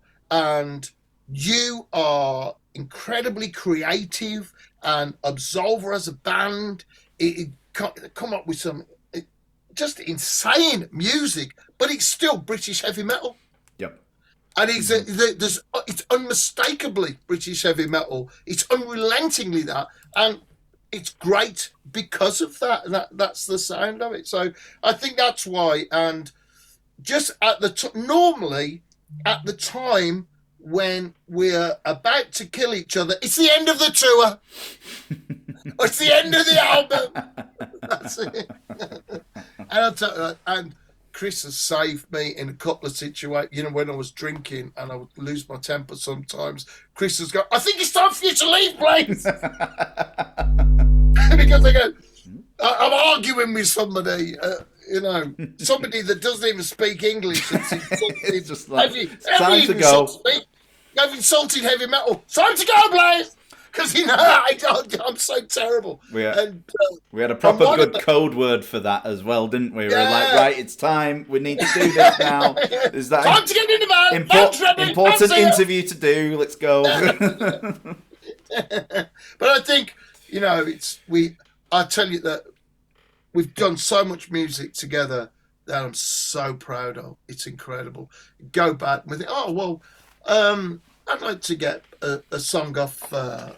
This album, Entanglement. Think, I like to get a song. Let's do a song of this, and you go back and you go, well, that's a really tough choice because I really like all these songs, and a couple of them I absolutely love, and I'm like, did we do that? Are you sure? That's it. So, hey, did we really do Calling You Home? And then we included it in the set as a little thing to say, and you're like, calling, I'm calling you home. It's it's all built up. How did we even get to that part? We think of that. That's too good for us. Chris was when we were sound checking it again. Chris was like, it's like, you wouldn't believe how long it's taken me to relearn this, because I was thinking, who played guitar on this? Was it actually me? Yeah. Oh, that was a great addition to the set, though. I loved doing that because we did it for a wonderful reason, because this year marks the 10-year anniversary of Infinite Entanglement, which is just fantastic. And including so that much one. To it. So much emotion in that song in particular as well. And this, one of the reasons that this is so important to me personally is I couldn't afford to make an album. Yeah. And Rob at Rob Anna's studio in Birmingham, I used to go there, do guest vocals. I'll be there like every other week, sing it. People would hire me, or get Blaze, sing this song for me, and I get paid for it, and I do it there. And he goes, what's your plans? I said, well, I'd like to record an album. I'm working with Chris Appleton, and I've got some song ideas, but we're stuck really because we can't afford the studio. And Rob from Rob Anna's said, I'll tell you what I'll do. You come and use Rob Anna's studio, you pay nothing, and when the album comes out, you pay me then out of the sales of the album. He didn't even know if we'd sell any albums. Yeah. You know what I mean? He didn't know if I'd say, but that was the thing. He just said, and you don't pay nothing. And so we used a full professional studio, full professional engineer there, Rob Anna's in Birmingham, and a great vibe because you got different musicians from young bands and established bands walking around the studio and all of that. Really great place to do it. So, and then it comes out and we start the tour, and bit by bit we paid all that money back, and that was it. It was clear, and it was that. Without that, we'd never have made Infinite Entanglement as a proper album. It's incredible, to have that confidence that Rob said, "Yeah, just do it." And he even said, "As much time as you need. Take as much time as you need to make the album that you want to make." Yeah, and it's incredible, absolutely incredible. So without that, we wouldn't have made that. And then because we made this, which was one of a trilogy, and when we wrote it, we had 18 songs. I said to Chris, I said, "Well, actually, Chris, it's not an album, it's a trilogy." because in the story of it, we've already got 2 songs that are on part 3 and 1 that's on part 2.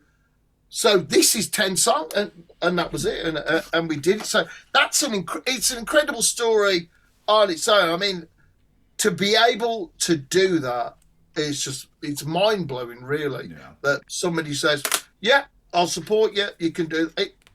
Just because, I don't know, it's just incredible, very, very humbling that happened. This flows in quite nicely to another question that one of the chatters put in. A very good supporter that most of the chat knows is Alan Fletcher, who we will see in Ireland next week. He's coming to all 4 shows, actually. Okay. He's been in pretty much every stream I've ever done. But his question is there any plans to remaster and re-release more of your previous solo albums at all? Well, there's Chris and I have got a secret plan, a cunning plan, to actually look at Infinite Entanglement again, because one of the things that we felt as we've gone on, and particularly as we've done Circle of Stone and War Within Me, that a couple of the sounds that we've got, we're going, "This is incredible, man. This is just the way that what happens is," I mean, you probably know this, but in mixing, then the sounds that you pick is here, but that sound might mask something else. Mm-hmm. So you're not getting the full. So it's literally got to be put together like this to make sense and come together. And when you look, we were in the studio. We did the best job that we could. We had a great engineer. It's a wonderful studio. But with what we've learned, it was like I was saying earlier, with the way that my voice has developed over 30 years, with what Chris and I have gone through and making War Within Me and making Circle of Stone, we look back and we go, do you know what? With what we know now, there's a couple of little touches that we would love to do to Entanglement. If we had the time, wouldn't it be nice to do a special edition of that? So that may happen. And we always look at things like that, and yeah, so that may happen. Our real focus is to make the songs that we've chosen to play in the set, make the Silicon Messiah songs come to life, the other songs come to life, and then when we do the Iron Maiden anniversary set of all of my favourite songs that I was involved in at that time, to really bring them to life and make them feel fresh. But of course, we play them in our own way, because as a band, we go, you know what, we would, yeah, that's basically it, but we would do it, if we're doing this now, we'd like to do it this way. So we do. Yeah. And so far, we've had so much support, and people have gone, well, actually, I loved it, and it felt fresh. Mm-hmm. And the changes that you made didn't piss me off. The world didn't end. Actually, it's quite involving, and there was a freshness to it. So I'm hoping, as we do the anniversary set list, my favourite songs from my 2 albums, we go at that's going to happen. You know, we've got 2 guitars on that as well. Yeah. So I feel good about it. You know, I'm very, very excited about that, because the way that we've connected over the last 6 months, 12 months with what we've done, I think we've taken our own performance as a band, which it's just gone up a notch now. It's good. There's a certain, we always say, right, our worst gig has to be a good gig. Yeah. And it's the thing of, oh, I've missed that fill. Oh, I've missed this bit. Oh, I wobbled and went for, I came in at the wrong place. Oh, but you can't let that spoil the gig. You've got to go, leave it. And I find myself, you're going, oh, no, leave it. Come on, you got this bit. Focus on this. Oh, God, leave it.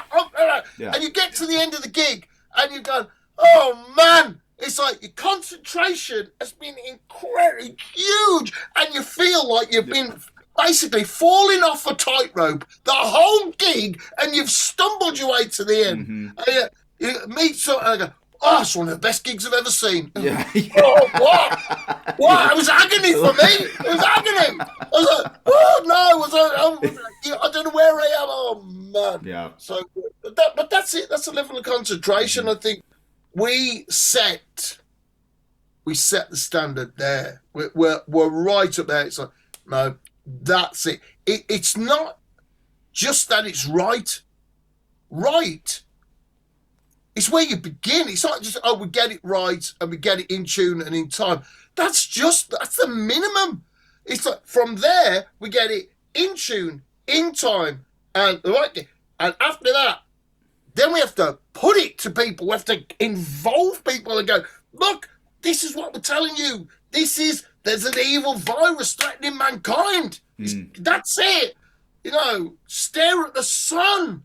Stare at the sun. Feel your last breaths coming that you're ever going to take as you look across the galaxy and go, it's that dot, that tiny pinprick. Is that the yellow dwarf? Yeah. Is that the sun at the center of the solar system?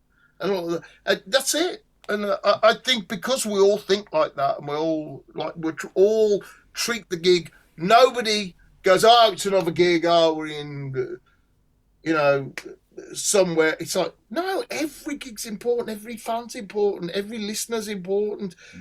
We have the attitude of, come and see us and never forget us. That's it. That's the thing. Go. Oh, I had just an absolutely wonderful message through the other day, and it was my manager sent it through to me. He goes, we've had a lot, and it was, I've been a metal fan for 42 years, and your performance made me believe again in metal, and it was all of that. I just wanted the Spanish gig, so I thought, well, all the emotion, everything that we tried to do to bring those songs to life, actually, it worked. And it's incredible. It's just such an incredible feeling. I feel really, really lucky to be able to do it. That's good. I've got a couple more. I'm just conscious of the time now because there's a couple more questions I want to get through. Then we've got to do the raffle because I know people and people are definitely. I know what they're like now. A few of the regulars, they'll be itching to go to bed soon. So that's why I'm just thinking. Yeah, people in different time zones. Exactly. We've got people all over. Okay. Got two more questions from two fans who they sent in a few days ago. But there's Henrik from Sweden. Yeah. So his big question was, he was saying, I can relate to Iron Maiden's 2 a.m. song and also the song that you did a guest vocal for Me and That Man project. And the song is All Hope Is Gone. I believe is that the Fergal from Behemoth? It's Fergal, and he sent me. He said, "I'd love to do a collaboration on my Me and That Man," and he sent something through. It wasn't called All Hope Has Gone then. It wasn't that bad or desperate sounding, and it's a thing that you can do. It's a technique where you have the completed song, and then you listen and listen and listen, and gradually something will come and you can put a completed melody and lyric on top of that. Yeah. I did it with Chris Appleton on War Within Me. He had a completed song, and he gave me, so I've got this. Okay. And then 2 weeks later, I said, I've got this. And it was the completely, how have you done that? I'm going, well, that's part of it. That's a part of that's one of the tools in my kit bag that I don't have to use, but I can do it. And I did it with Me and That Man. And it's true. It's raw emotion. And it goes back to when I was drinking, because the opening line is, I wake up on the floor. And that's it, because I did a couple of times, woke up and thought, how did I get here? Mm-hmm. What's that? I remember going out, but I don't remember much after having those shots. And miserable as thing, because I didn't have a job singing. I had a day job at the time, so yeah, that's good. And somebody in I think it was Holland said, when you and I do our unplugged, would you do that song? And I think we should consider that, doing that, because it is a good song. I wake up on the floor in the kitchen. Okay, yeah. Well, that's a good point, really, because I'd love to bring my acoustic back on tour with us again. Yeah. Because I do enjoy those segments. Really breaks up the set list very nicely. Yeah. We've done it in several different variations and arrangements. We've done a 2 a.m. arrangement of it, and what was it, Soundtracks of My Life. I think it really helps, I think, the energy in the set, and that going back to that first time we did 2 a.m. acoustically in Dublin, and the crowd just screamed those lyrics back at us. It was just a very magical feeling. So if you've ever had a job that you had to do it for the money, and you had to do it, you didn't want to do it, then you just know. You just know it. And there's so many times in my life I've had to do that. I've had to get a job again. I'm like, okay, I've got to work again, because I'm like, you know what? I am not going to compromise my music. If I have to get a job, I'll get a job. Yeah. But when I do my music, it has to be my way, and I'm not going to do it if I can't do it right. Yeah. So I've got a job to just, to live, support the family. Mm-hmm. My final question that I've been sent over as well. This is from Ethan from Worthing, UK. He's asked the question because he watched the very unfortunate or fortunate, depends the way you look at it, the famous YouTube video of you performing with Iron Maiden. Yeah. And then there was that fan who decided to make you and Steve Harris particularly upset on stage. And then towards the end of that video, in the middle of the song, should I say, you were basically outing that fan. And Ethan was asking if you are able to tell us a little bit more about that situation. Here's the thing. Maiden were banned from Chile.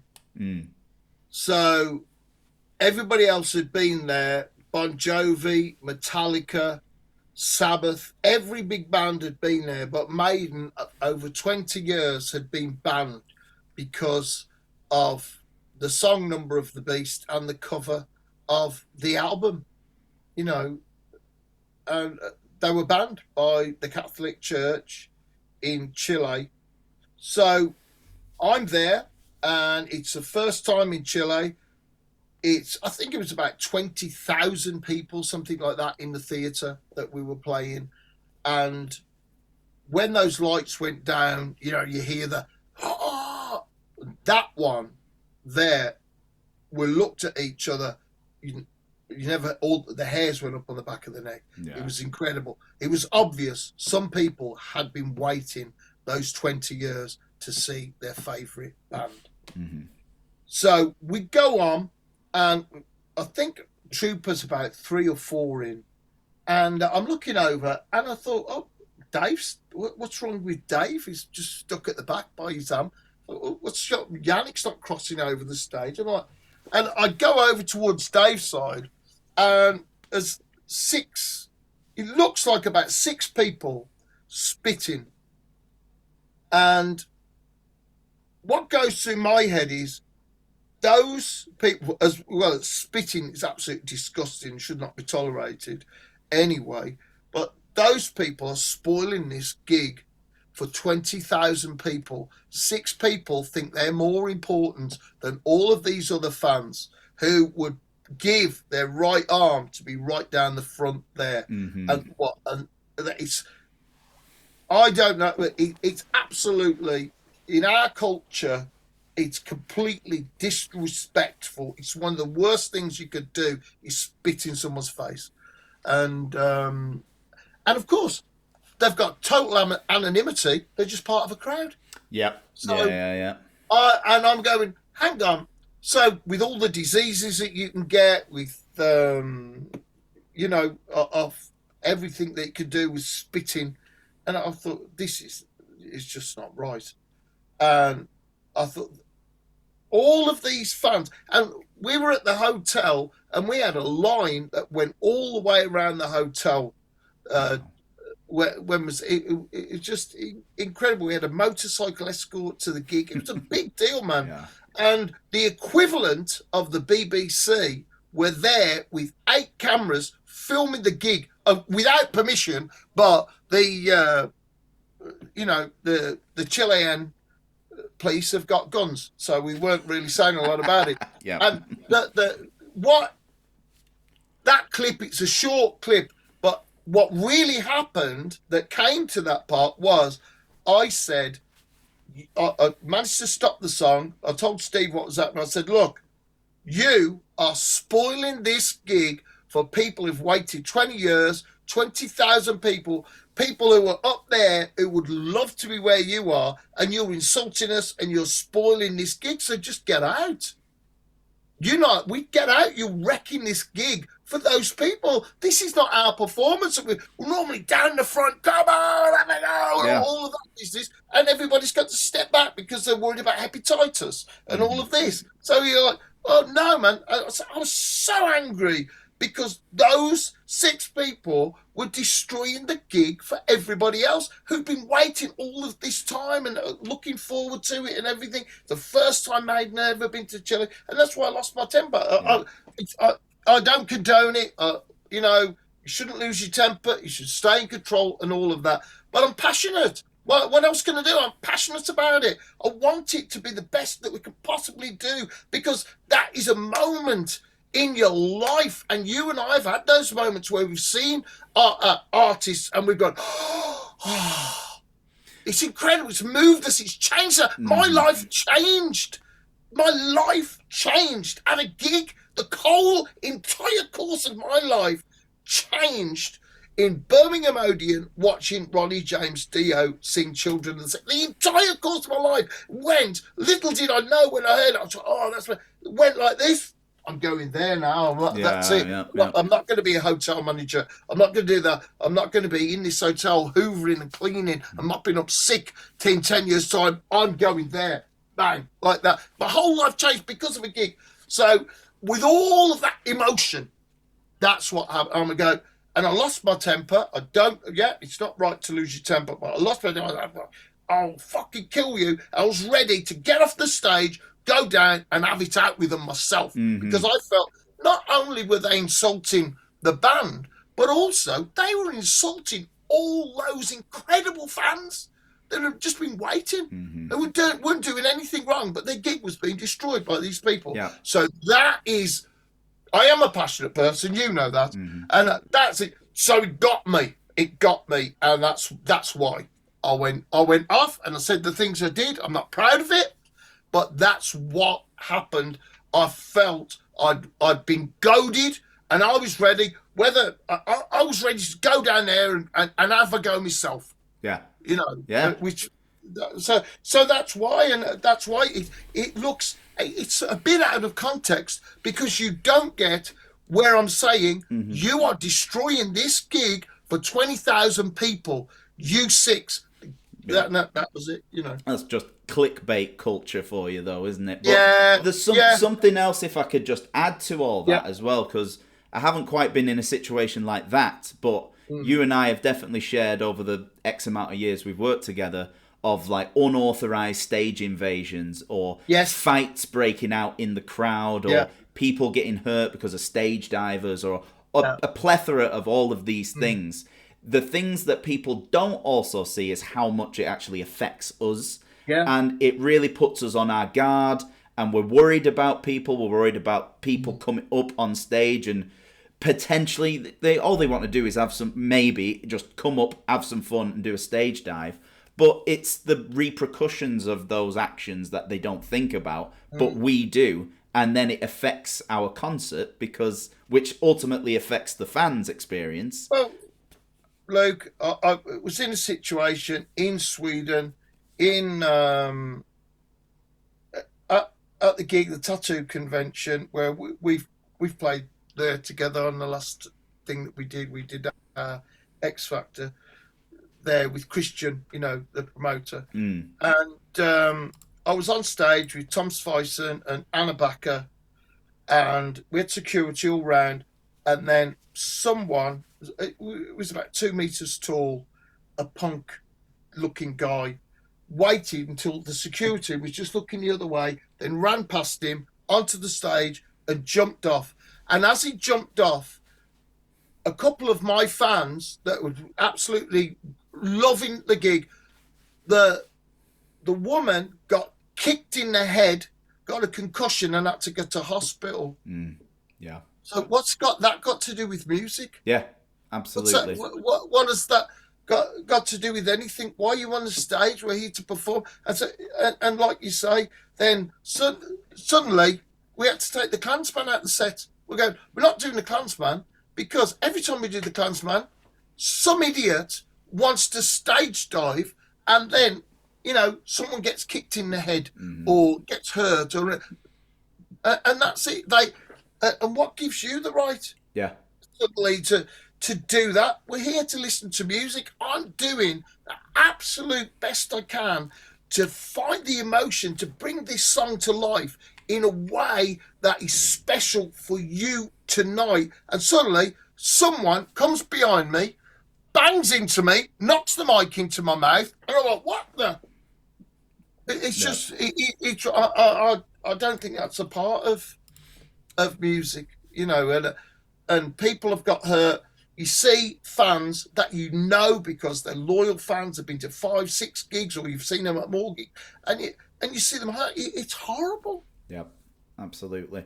It definitely there should be more, in my opinion, there should be more rules put in place with that, or at least from a gig by gig point of view, because there's like thrash metal and death metal fans where circle pits are a thing and everything. So if that's what they want and they encourage and they're expecting, then great. But it's read the room as well, because a lot of our audiences, like quite a lot of them are of an older generation as well, and they just want to watch the band. Other people, younger people who are inspired by us, what they see on stage, again, want to watch it and just assess it. So I think it is from a just read the room, a gig by gig standpoint, really.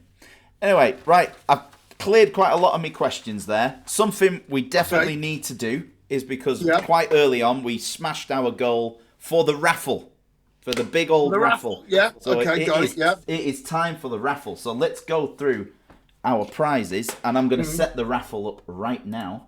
So everybody in the chat, it is completely free right now to enter this raffle. All you will have to do as soon as I click this button is all you're going to need to type in the chat, ! Me. Just like this, I am going to write. That is all you're going to have to do in one hot second.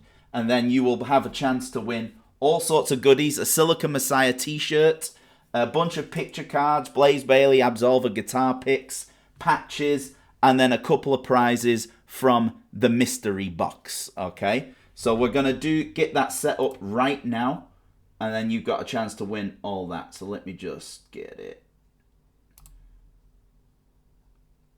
Okay, it has started right now. Yeah. So all you're going to have to do, everybody, is put ! Me. ! I'm not American. I can't do that though, can I? I'm not in the chat. Oh yeah, get Kate on. I heard that. Yeah. You can win all these prizes, Kate. There's no diamond head in here for you though. No, won't be interested. But yeah, everybody, we've got this on for the raffle today. Blaze Bayley Silicon Messiah shirts with the tour dates, Silicon Messiah tour dates, 25th anniversary. I've got a couple of sizes, so hopefully I've got your size. But if not, it'll just be nice anyway. We've got some picture cards, some Luke Appleton picture cards, some Blaze Bayley guitar picks. You're going to get a chance to win a couple of mystery guitar picks in here. We have a plethora. Darth Vader pick in here. There's a Darth Maul pick in here. Squid Game, Stranger Things, all sorts of stuff in there. And then we've got the treasure chest. We've got the treasure chest full of goodies that you can win as well. So go for it, everybody. We've got 136 tickets I've already entered. Look at that. This isn't in the raffle, okay? For my own personal place. That's not in the raffle. I'll get that out. I want to get on my acoustic. Yeah. I was a bit worried the other day at our last show. And I went to go throw a couple of picks out to people and everything. And I go in my bag of picks and I was like, oh shit, I've only got 4 left. we had 2 more shows to do. And I was like, thank God I can play with my fingers as well. I tell you what, I could help you with that. Is I could get some super glue and actually glue it onto your finger. Yeah, so no one can take it. So even if you feel like it, it's just a reaction where you throw the pick out, it's still glued to your finger. You say, I could do that. I don't mind. I'll get the glue it to your finger. We can do it. We'll do it. We'll remember that for Ireland. Okay. Yeah. Love it. Okay, everybody. I'll give you 2 more minutes in the chat if you haven't done so. We've had 27 people in total who have got subscribers. Oh, I should mention that, by the way. Subscribers get an extra amount of tickets, so they get 6 tickets. A non-subscriber gets 1 ticket. And yes, we've had 142 tickets in total so far. And another point, if you have not followed the channel yet, only followers can win on the raffle. So if you haven't followed yet, make sure you drop a follow on the Twitch channel. It's got to be done. It's Kate following now. It's just quick unfollow after this, I think. So right now you've got 1 minute and 30 seconds to do so, everybody. And then after this, I've got a little quick fire rounds ready for you, Blaze. Okay, try it. Yeah, we can see how it goes. I think you'll like the subjects I've chosen. Got some music, some movies, and some edible things. I'm guessing it's people want my fish finger curry recipe again. Probably. It's a closely guarded secret, really. I did do a thing where one interview where they want you to do some cooking and ask some questions while you're cooking. But that was a version of my fish finger curry, but it wasn't the ultimate fish finger curry. So I never gave that ultimate fish finger curry secret away. So. And people did say, what did they say? I met some people and said, oh, we did your fish finger curry recipe, but we added this and it was delicious. It's just exploded the chat a little bit. People are gasping at fish fingers curry. Yeah, well, you can have a fish finger sandwich. Yeah. So why can't you have a fish finger curry? Josh is saying he's watched that interview, and Ethan was saying, Blaze, I was going to ask about fish finger curry because I was going to make it today. Yeah. And you don't need quality fish fingers. Any old fish fingers will do. And yeah, that mainly it's what you should have is peas and curry sauce ready. But you don't cook the fish fingers from frozen. You've got to put them in the pan first. Yeah. Make sure your fish fingers are cooked. Then you get your curry sauce. and you leave it for longer than you think. Right. And yeah, it's a thing I developed. It's my signature dish. Love it. We should do a second part of Come Dine with Blaze. Maybe. I do a penne arrabbiata. So Fancy. yeah, it sounds fancy. It's basically pasta with chili flakes. Hey, I would eat that. Yeah. Yeah, you might do. It's popular here. Well, it's part of the New Year's Eve cuisine. Is the spicy pasta. Guy Nessa has just suggested maybe the next Twitch we do should be a live cooking show. Maybe we can do it. Yeah. Easily done. You can just set it up on the phone. I'll be there filming Cooking with Blaze. Okay. Yeah. Maybe that will be the next thing. Right, everybody. I'm going to call time on the raffle. 150 tickets. Wonderful. Let's close the entries. Thank you very much, everybody. We will pick a winner right now. Here we go. Let's see if this works. It's done it. Raven, you have won. You have won all the stuff. Congratulations, lovely. Fantastic. Let's have a look at what you've won and pick out the mystery prizes. So you've got yourself a Silica Messiah shirt. You've got yourself some picture cards. We're going to pick out the guitar picks that you've won. Oh, what a surprise. It's a Luke Appleton Medusa guitar pick. Very good. Medusa. And then you get two out of here. What's this one? Oh, it's an Iced Earth guitar pick as well. Ooh. Iced Earth one side, Absolver the other. There you go. Is that like the camo green? This one, no, it's just a bit worn, but it's very, very black. Okay. Fucking. All right. There well, you go. If you want me to glue that to you, I don't mind. You pick the one you want glued to your thumb, and I'm happy to do it for you. Right then. You got your right, I've got my little tub there. You've got the mystery. My little mystery there. Right. Slightly smaller than yours, which I've got my badges in. We're gonna pick this one. This one. I don't know what's in this box, by the way. A lot of this was gifted by Alan Fletcher as a charitable donation. Another present donated from Henrik. So I'm going to pick two of them out for you.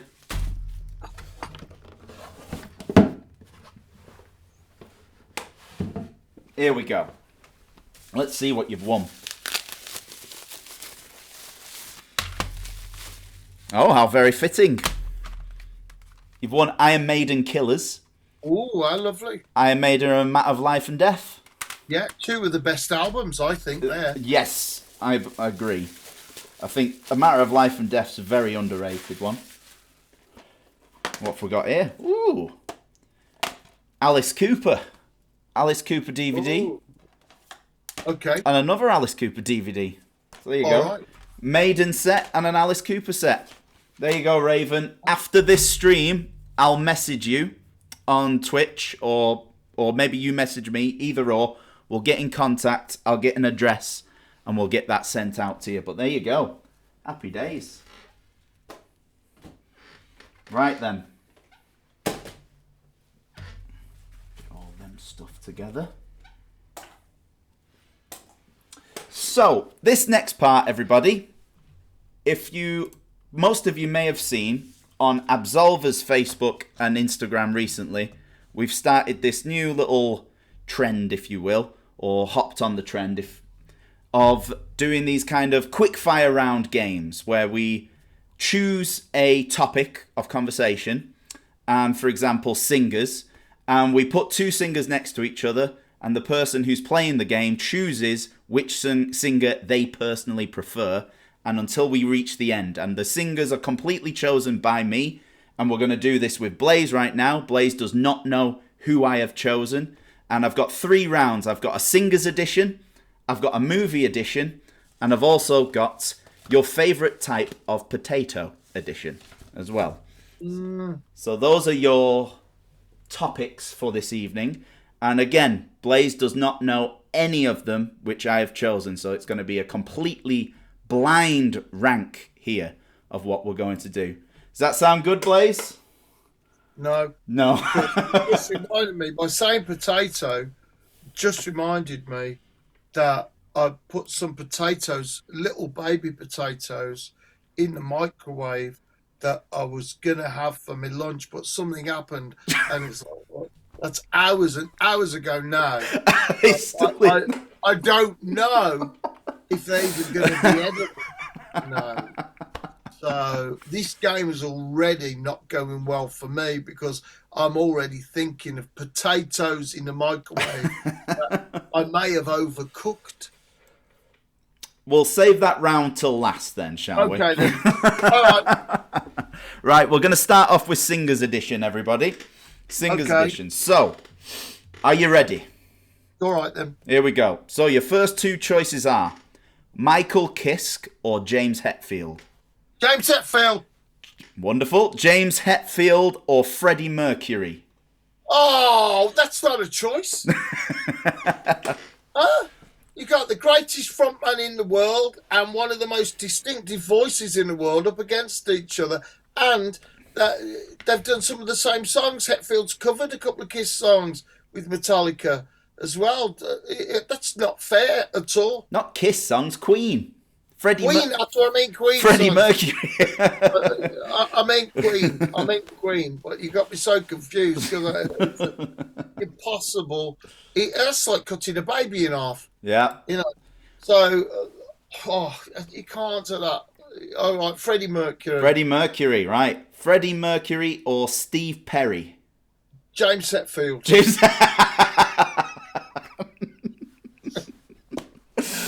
Yep. There you go. Steve Perry. Steve Perry or Phil Lynott.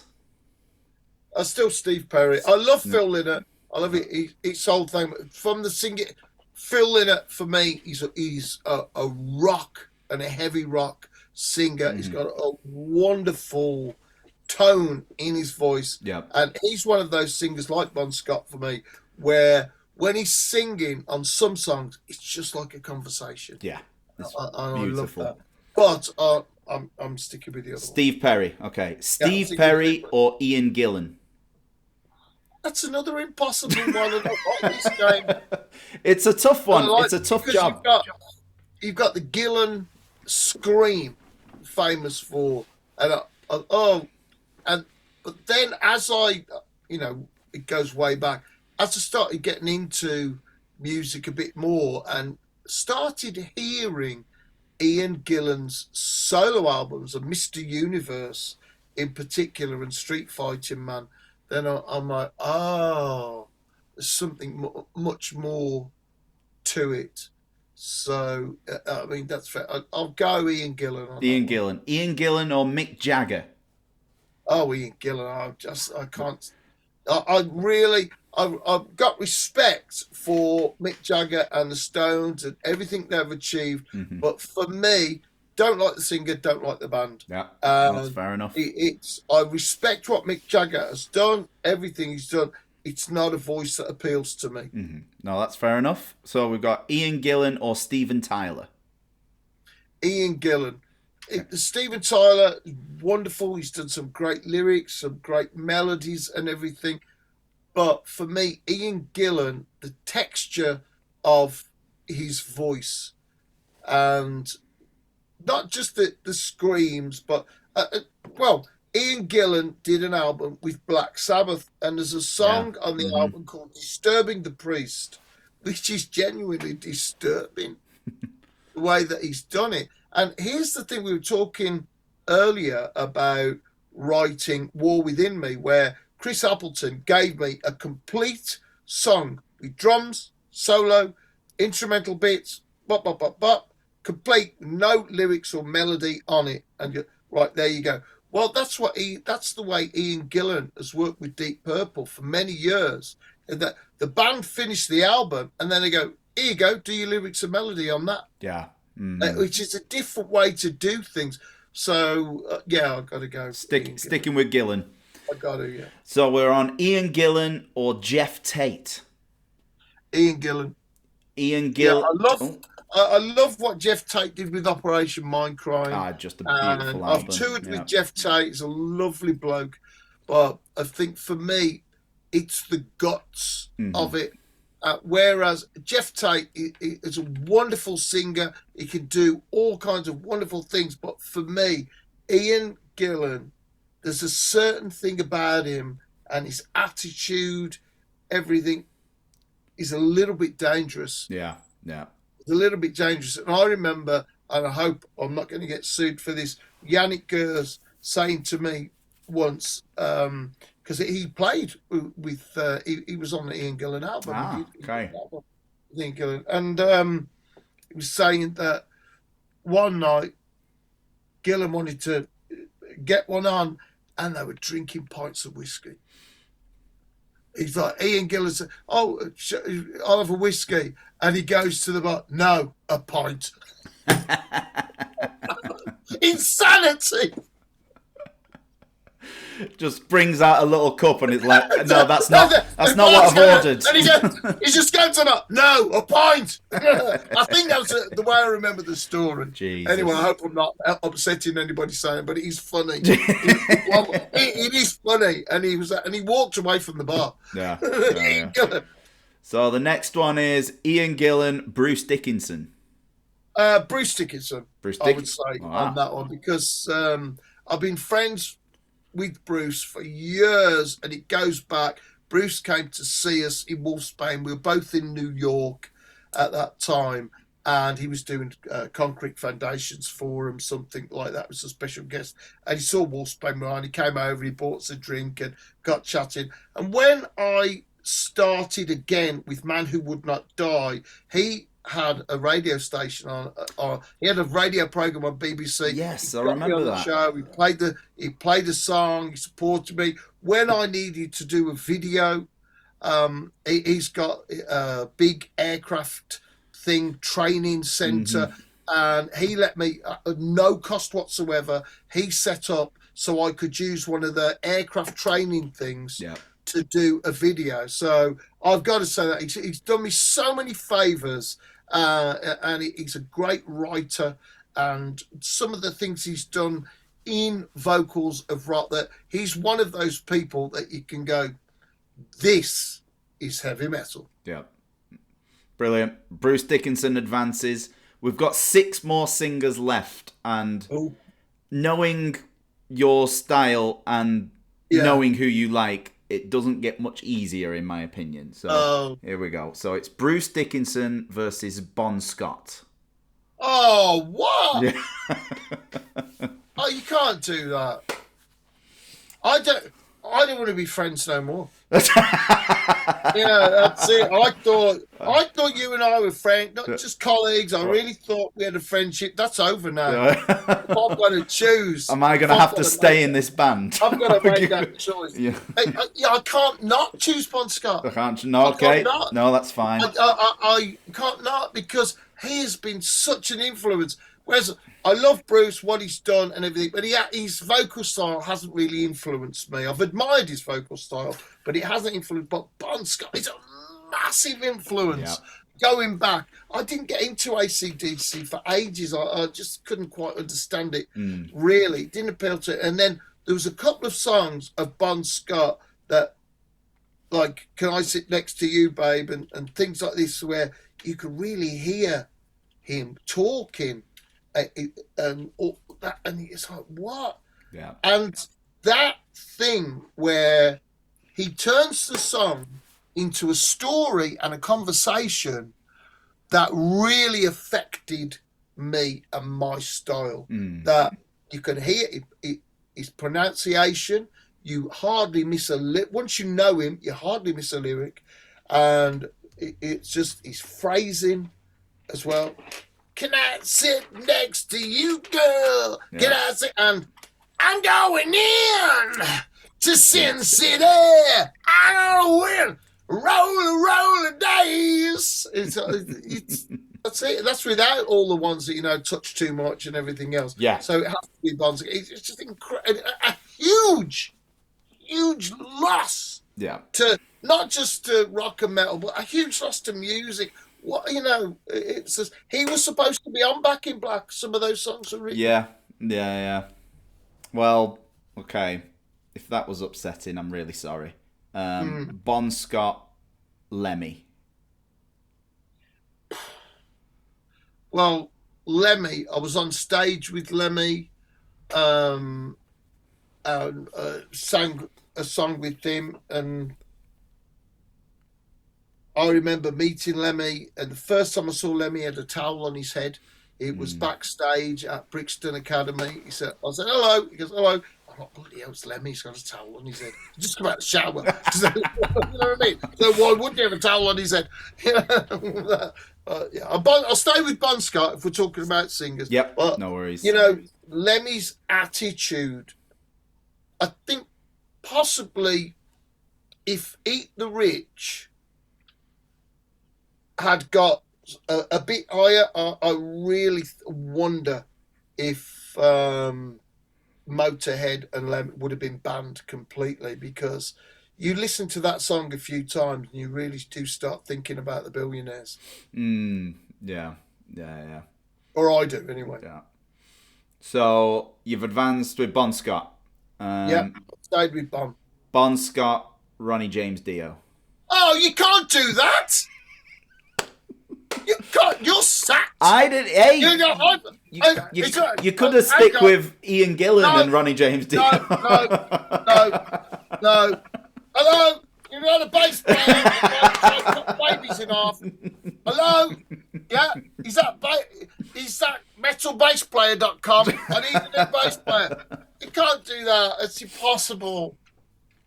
It's got to be Ronnie James Dio, isn't it? Because Wolfsbane, I had everything on vinyl, going back to Elf, every record on vinyl, and it was just, there are those of us who just, that's it. That's God. Yeah, no. As far as vocals go of rock and metal, that's God. Some people don't like it, and I understand why, because it's so distinctive.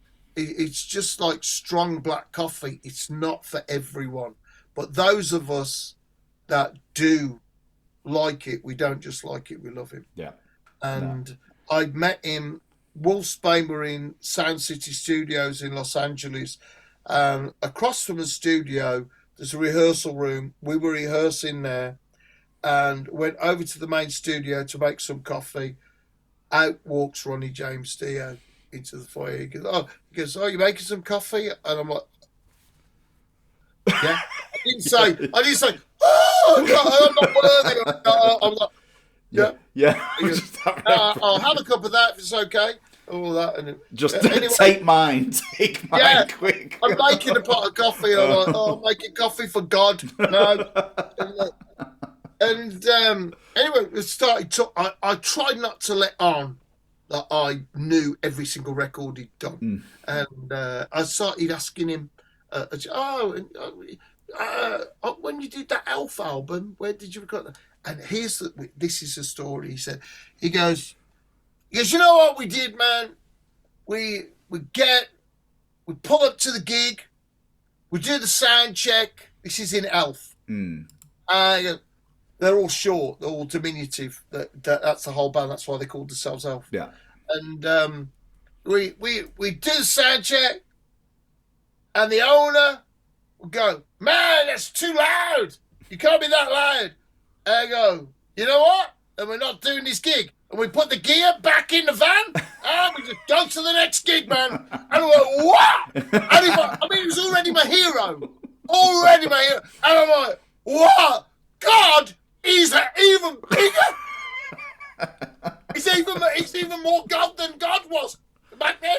Oh. It was like, what? True story. That's what he told me. He said, yeah, it's too loud. Right, we'll get to the next gig. Forget this place. I'm like, whoa, man. And he was doing a demo, producing a demo for somebody that day. And I met him several times over the years, and he played Birmingham the time before the last time, and he was still well enough. He had, the cancer hadn't got him by then, and he invited me backstage. I was still drinking. Oh, do you want a glass of wine, Blaze, and all of that? And we had a glass of wine with him and Wendy, and it's just incredible loss. Yeah, really. It's amazing though. You got to have those moments though. That's wonderful. Man. And I was on stage. I played Vakken. I've played Vakken a few times, and he was on stage, and I managed to get the pass so that I could be on stage. And there's Ronnie James Dio singing in front of me, and I said to Wendy, she was there, his manager wife. I said, Wendy, I really want to know this. I said, but I'm not being rude at all of that. I said, how old is Ronnie? Because I couldn't find it. I wanted to be certain. And she goes, well, that's a bit, that's not a very kind question. I said, the only reason I'm asking, Wendy, is Ronnie singing like this now. And however old he is, that's what I want to be like when I'm that old. So it's a good way of putting it. Yeah. Love it. Well, progressing on then, so we've got Ronnie James Dio, definitely comfortably in the final couple of rounds. Ronnie James Dio or Robert Plant? Oh, you bastard. I mean, that is just awful. You aren't a nice person. Deep down, you're nasty. All right?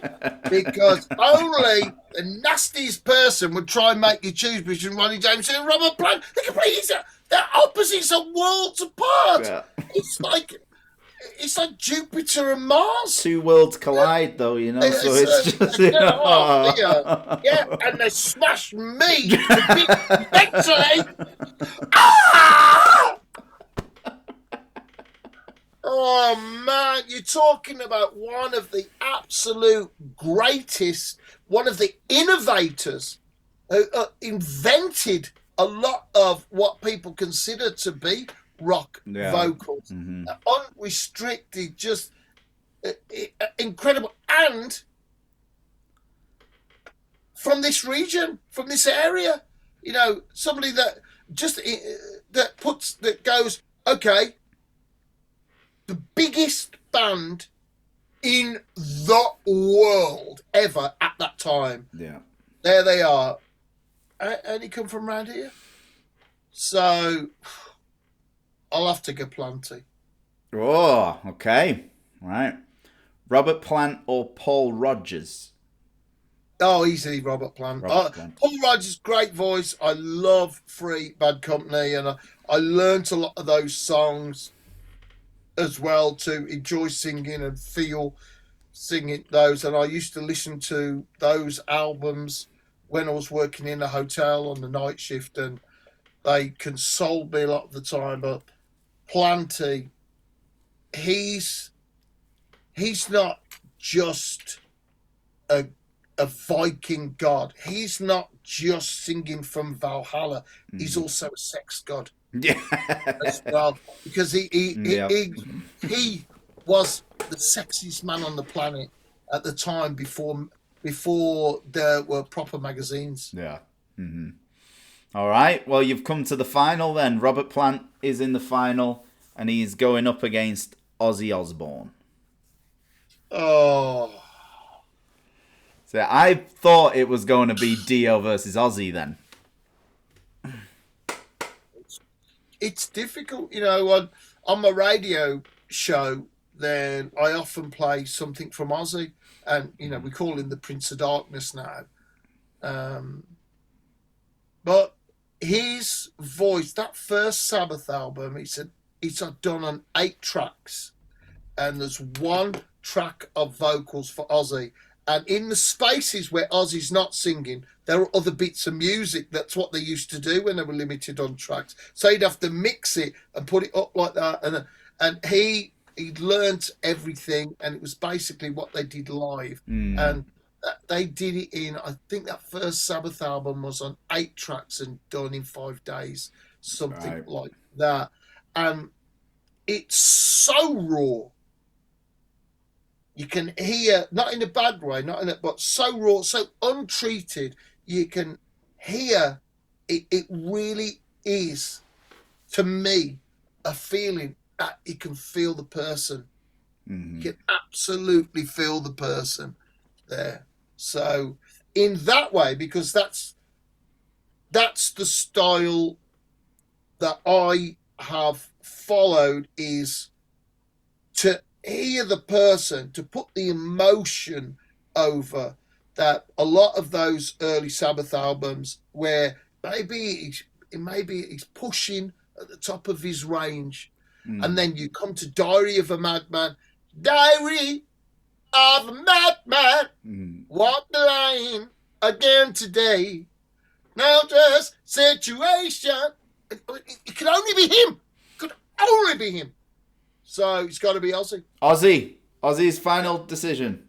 Got to be Ozzy, because I love Planty. I listen to him all day.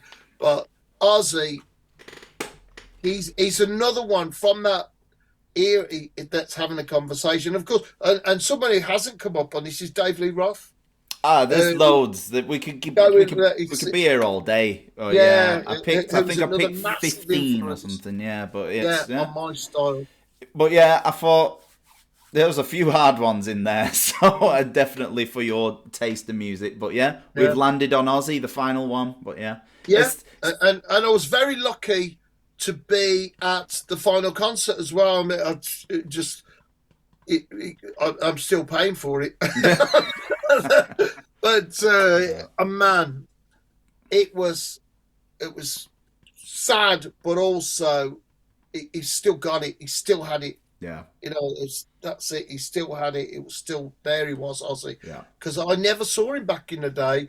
I saw Maiden like 3 times at Birmingham Odeon. I saw Diamond Head at Birmingham Odeon. I saw Bon Jovi at Birmingham Odeon twice. I saw Metallica at Birmingham Odeon twice. All of these bands. And the day I went to get tickets for Ozzy, it already sold out. Man. What used to happen then, as we try and do now on our tour, you add an extra night, and because of that, but he couldn't add an extra night. Yeah. So that was it. It was just that one night, sold out, bang. That was it. So I missed him back in the day. Yeah. And over all those years of trying to see him, I didn't get to see him until the last concert. Yeah. Incredible. Well, there you go. There's the first game done. We've got 2 more. Hopefully they won't be as difficult, but who knows? I know you're quite a big movie buff as well. Yeah. So it could be. So I've chosen for the second round movie franchises. Okay. So all sorts of stuff, really. I think there's about 15 again. So we can get through them. I know some of them you absolutely love, but then there's others I've not heard you talk about before. So I'd be very interested. Maybe it's secret. So maybe it's secret. So here we go. We'll get started on that one. So I've got Indiana Jones versus Harry Potter. Well, that's challenging because Indiana Jones is quite a bit in the past, and seeing that movie for the first, and of course you've got the score by John Williams as well. I love movie music. Yeah. It's a big thing for when I'm thinking of my albums, and I'm talking to Chris and to you and Tom Svison and all. I often think in movie music terms because I want it to be so dramatic and all of that. So that's a challenging one. I do like Harry Potter, but I'll have to go. Yeah, with what was it? Raiders.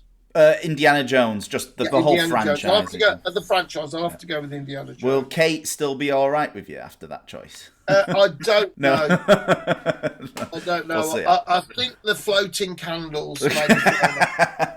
I'll message you in half an hour to see what's happening. Yeah. So, Indiana Jones or Mission Impossible? I think it's still Indiana Jones. It's more slightly fantastic, but I do love Mission Impossible. Yeah. And Tom Cruise does a lot of his own stunts. He as a director or somebody who's involved in direction and production and everything, his thing is, I want it to really be committed. So you see the actor, and it's the actor that's rode the motorbike off the cliff with a parachute on his back, and that's what he does. So, and I think he's true to the spirit of Mission Impossible. He does they do dream up some things which are impossible, and they work it out. Yeah. So it's a great franchise. But sticking with Indiana.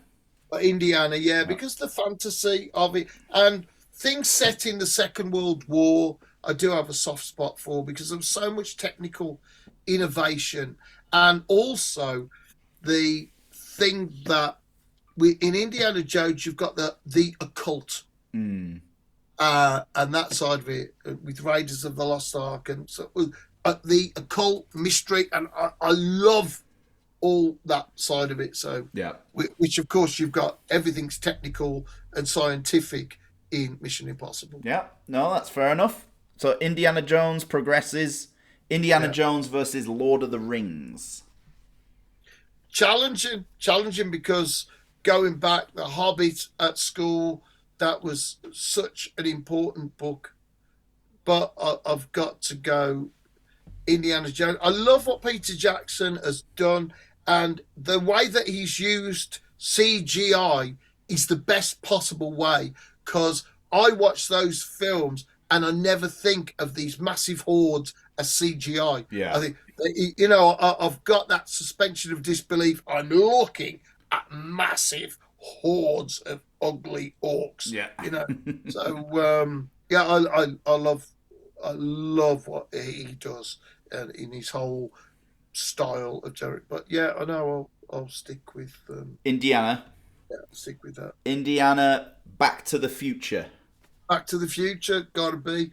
I think the second one, it feels, when you go back and watch it, feels a little bit like, we've got to sort out all this time stuff. But then when you go back to the cowboy one, and they've got to get a train to push the car to 88 miles an hour, basically over the edge of the cliff. McFly! So then it's... I could just watch those movies over and over. The amount of times. They just don't get boring either. They're always so fun. Yeah. So Back to the Future progresses. Back to the Future versus Jurassic Park.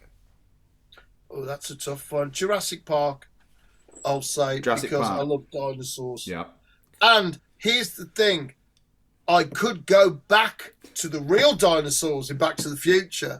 If I get that DeLorean sorted, mate, and get an extra flux. If I can put a turbo on the flux capacitor, I could probably get back to see some real dinosaurs. Love it. So Jurassic Park progresses. Jurassic Park versus James Bond. Oh, it's got to be James Bond. So much of it, and a James Bond film will come on the TV and you can't turn it off. And some of it's cheesy and all that, but all the Bonds are so strong. Daniel Craig, I think, he's my favourite. But also George Lazenby, what he did with his Bond was really, really cool. And there's 27 of them as well, so it's definitely got an advantage because it's one of the biggest franchises. Yeah, Roger Moore, it's so cool. Yeah.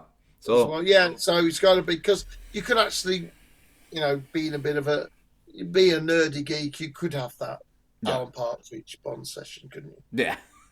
Yeah. Okay, James Bond next. So I've put the Avengers, or the Marvel universe, if you will. Yeah, no, it's still James Bond. Still James Bond, right? It's still James Bond, because the Daniel Craig ones really change it for me. Yeah. Judi Dench, that one where he gets Skyfall, I think that one is. That's good. It's just, it's not Alan Bates, is it, in the end? Who the... Yeah, the gamekeeper in the end, right at the end of the movie. Oh, right. He's got the shotgun. I know his name. I can, yeah. So I'm still there with James Bond on that. Okay, so James Bond versus Pirates of the Caribbean. Well, I like Johnny Depp. I like what he's done. What's the chap that always plays the first mate? It's what's his name? Oh. Anyway, he was in a movie with my dad. Oh, really? The guy that plays them, yeah.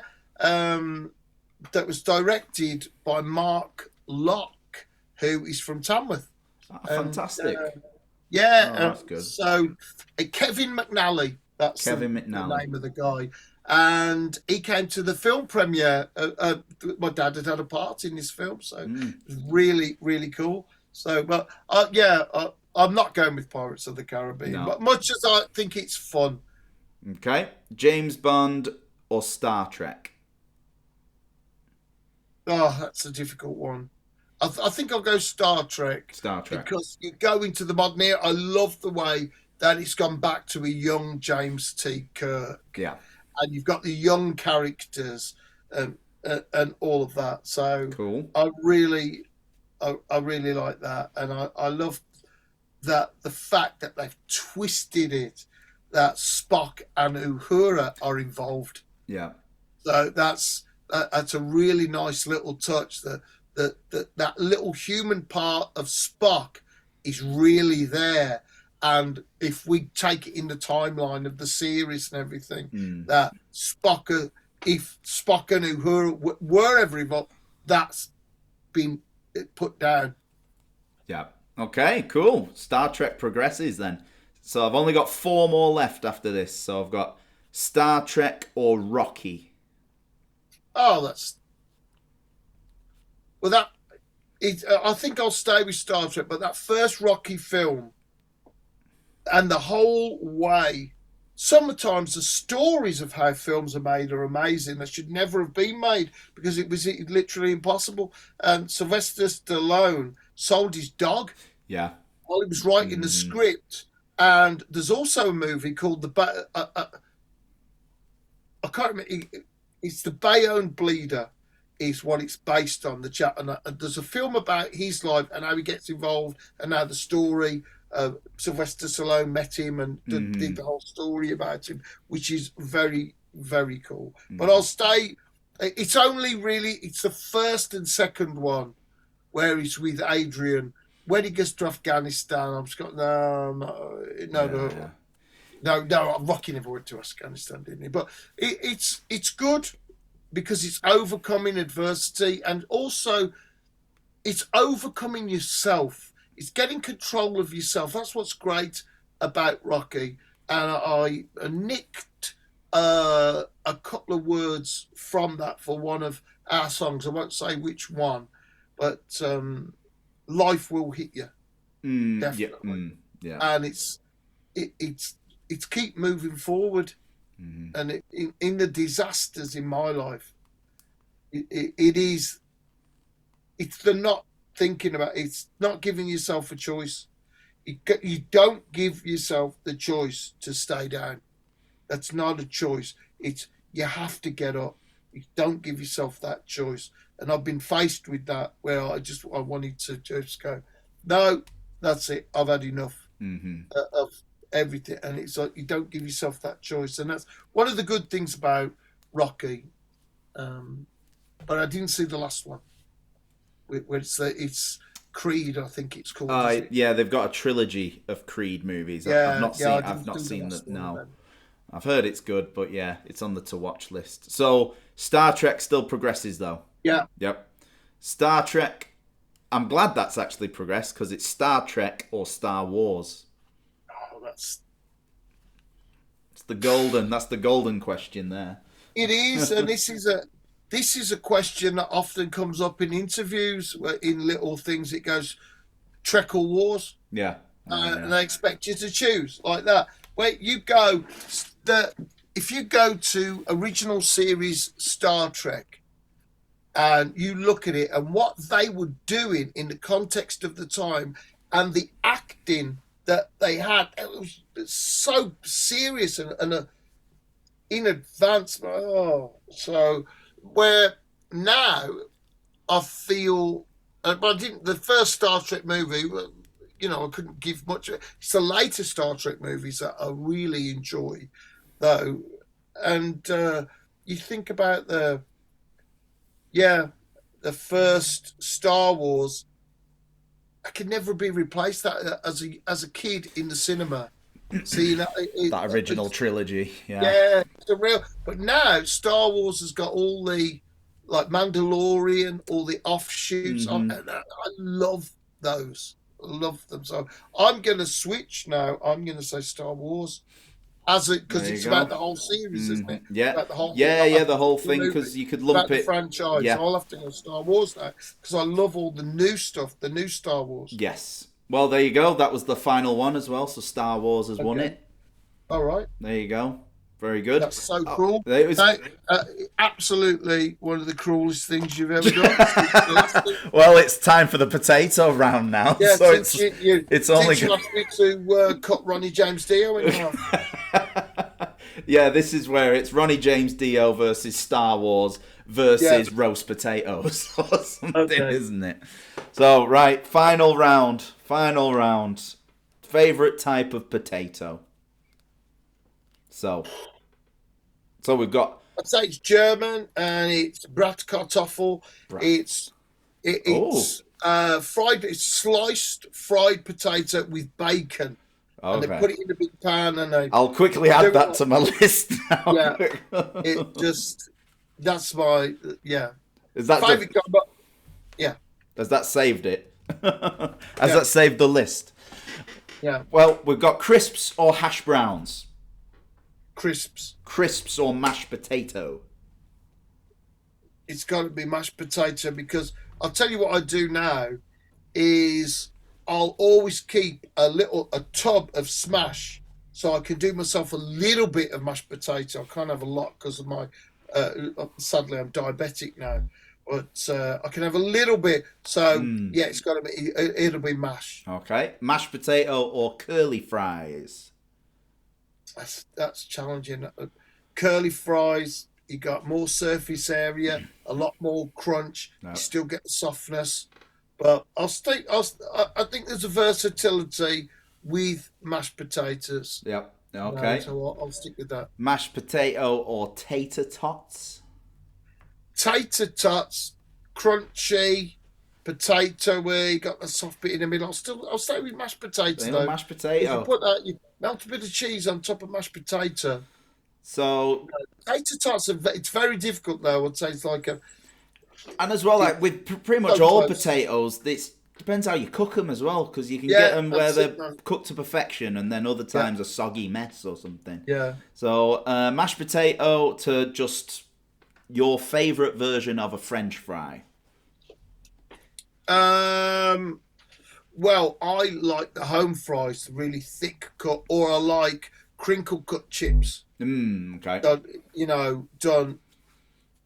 in the air fryer. So I'll go, French fries. French fries or potato gratin.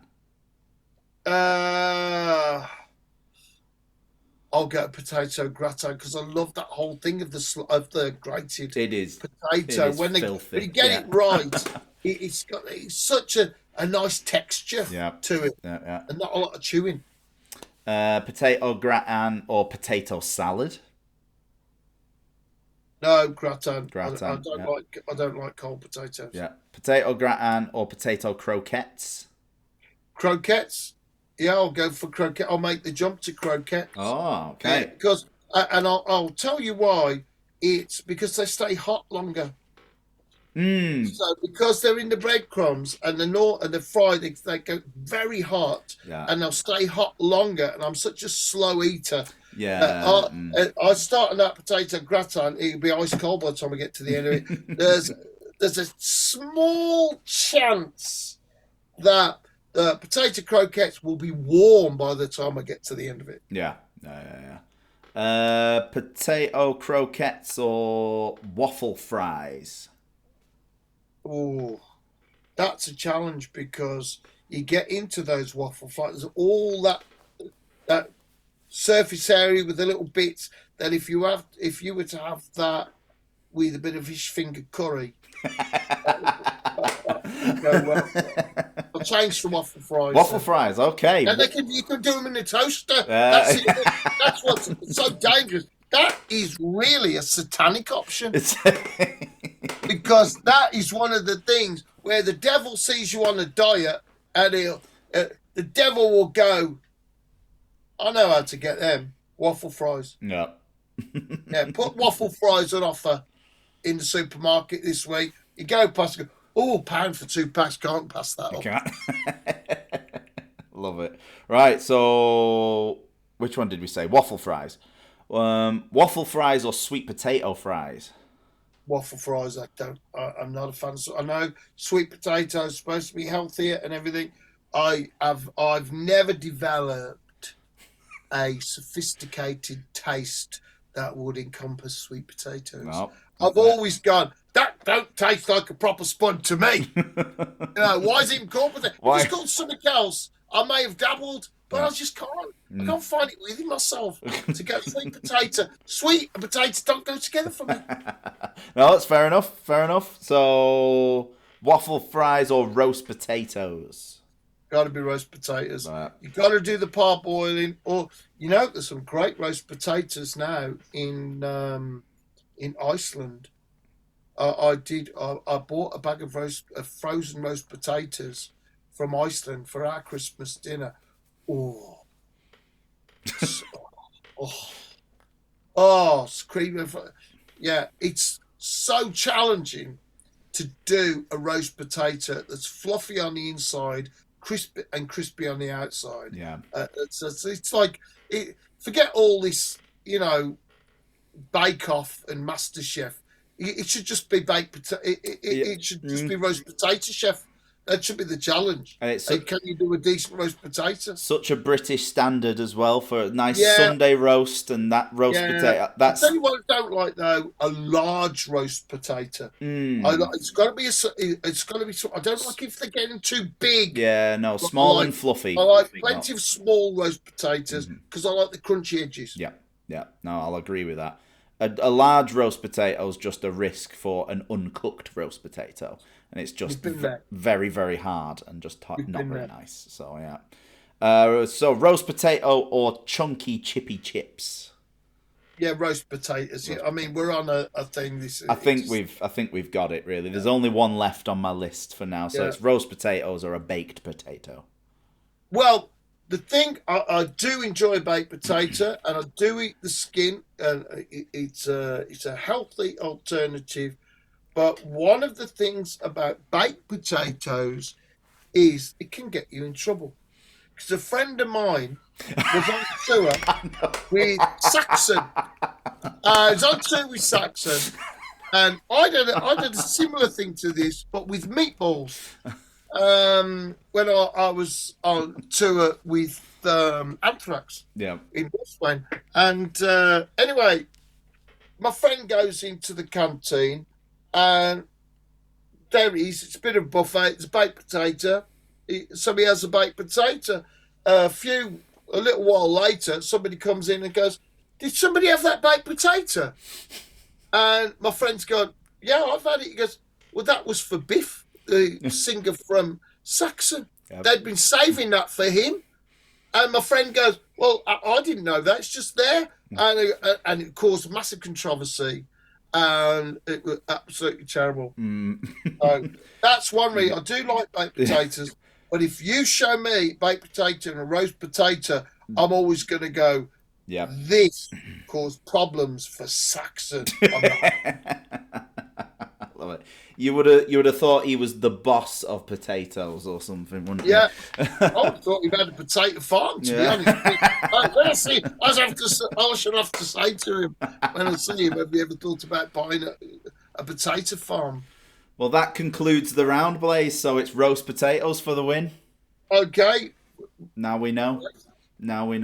Well, thank you very much, Blaze. That is the first Muso to Muso Twitch interview podcast. Thank you so much for joining us, mate. I'll get you on mine. I just got to get one going first. Well, that was a question actually a bit earlier on. I can't remember who said it in there, but somebody did ask, will you be interested in making a Twitch account?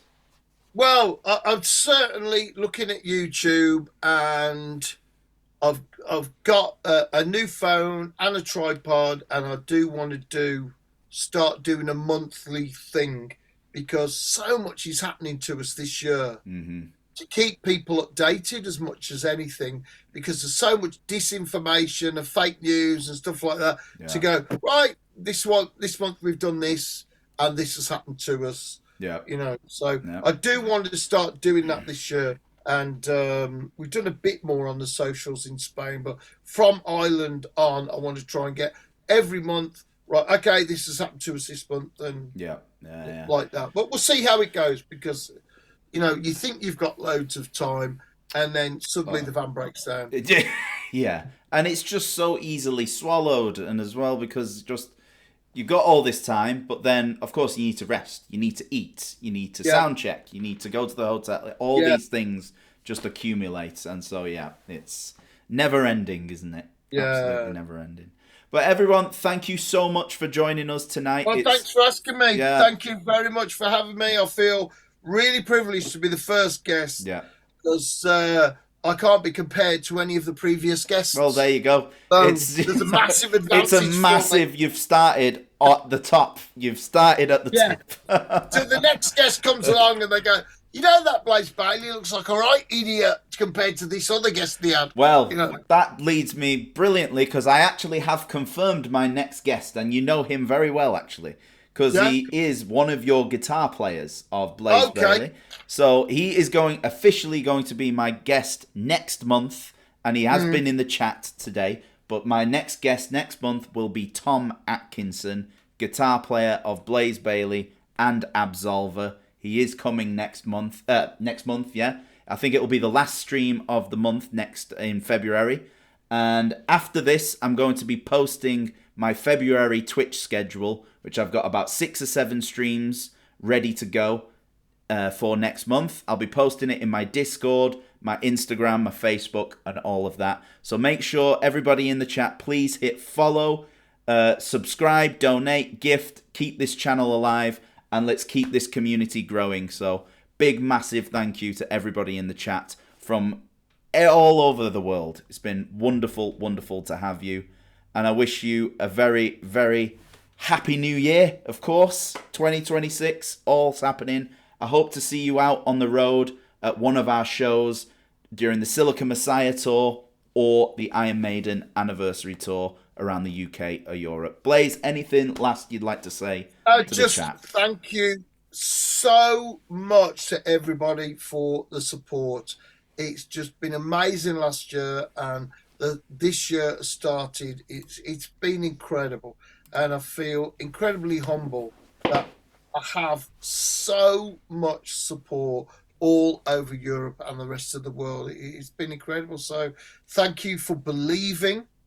Thank you for supporting me and giving me the opportunity to make the music that I feel, not the music that is, people might think, oh, that's commercial. To give me the opportunity to express myself. Thank you, thank you, thank you, everybody, for that. And thank you, Luke, for having me on the first show. Thank you very, very much. It's great to be a part of the first thing, and I'm just very excited to see what the reaction is afterwards. Yeah, absolutely. Yeah, I'm excited to see this. I'm going to be uploading this to YouTube as well, so I'm covering all angles, and this video will also be uploaded to my Twitch permanently, so if anybody hasn't had the chance to watch it live, they can rewatch it or go and watch it another time. But for now, bid you a good night, everybody. Thank you so much. We'll see you down the road. Keep an eye out for my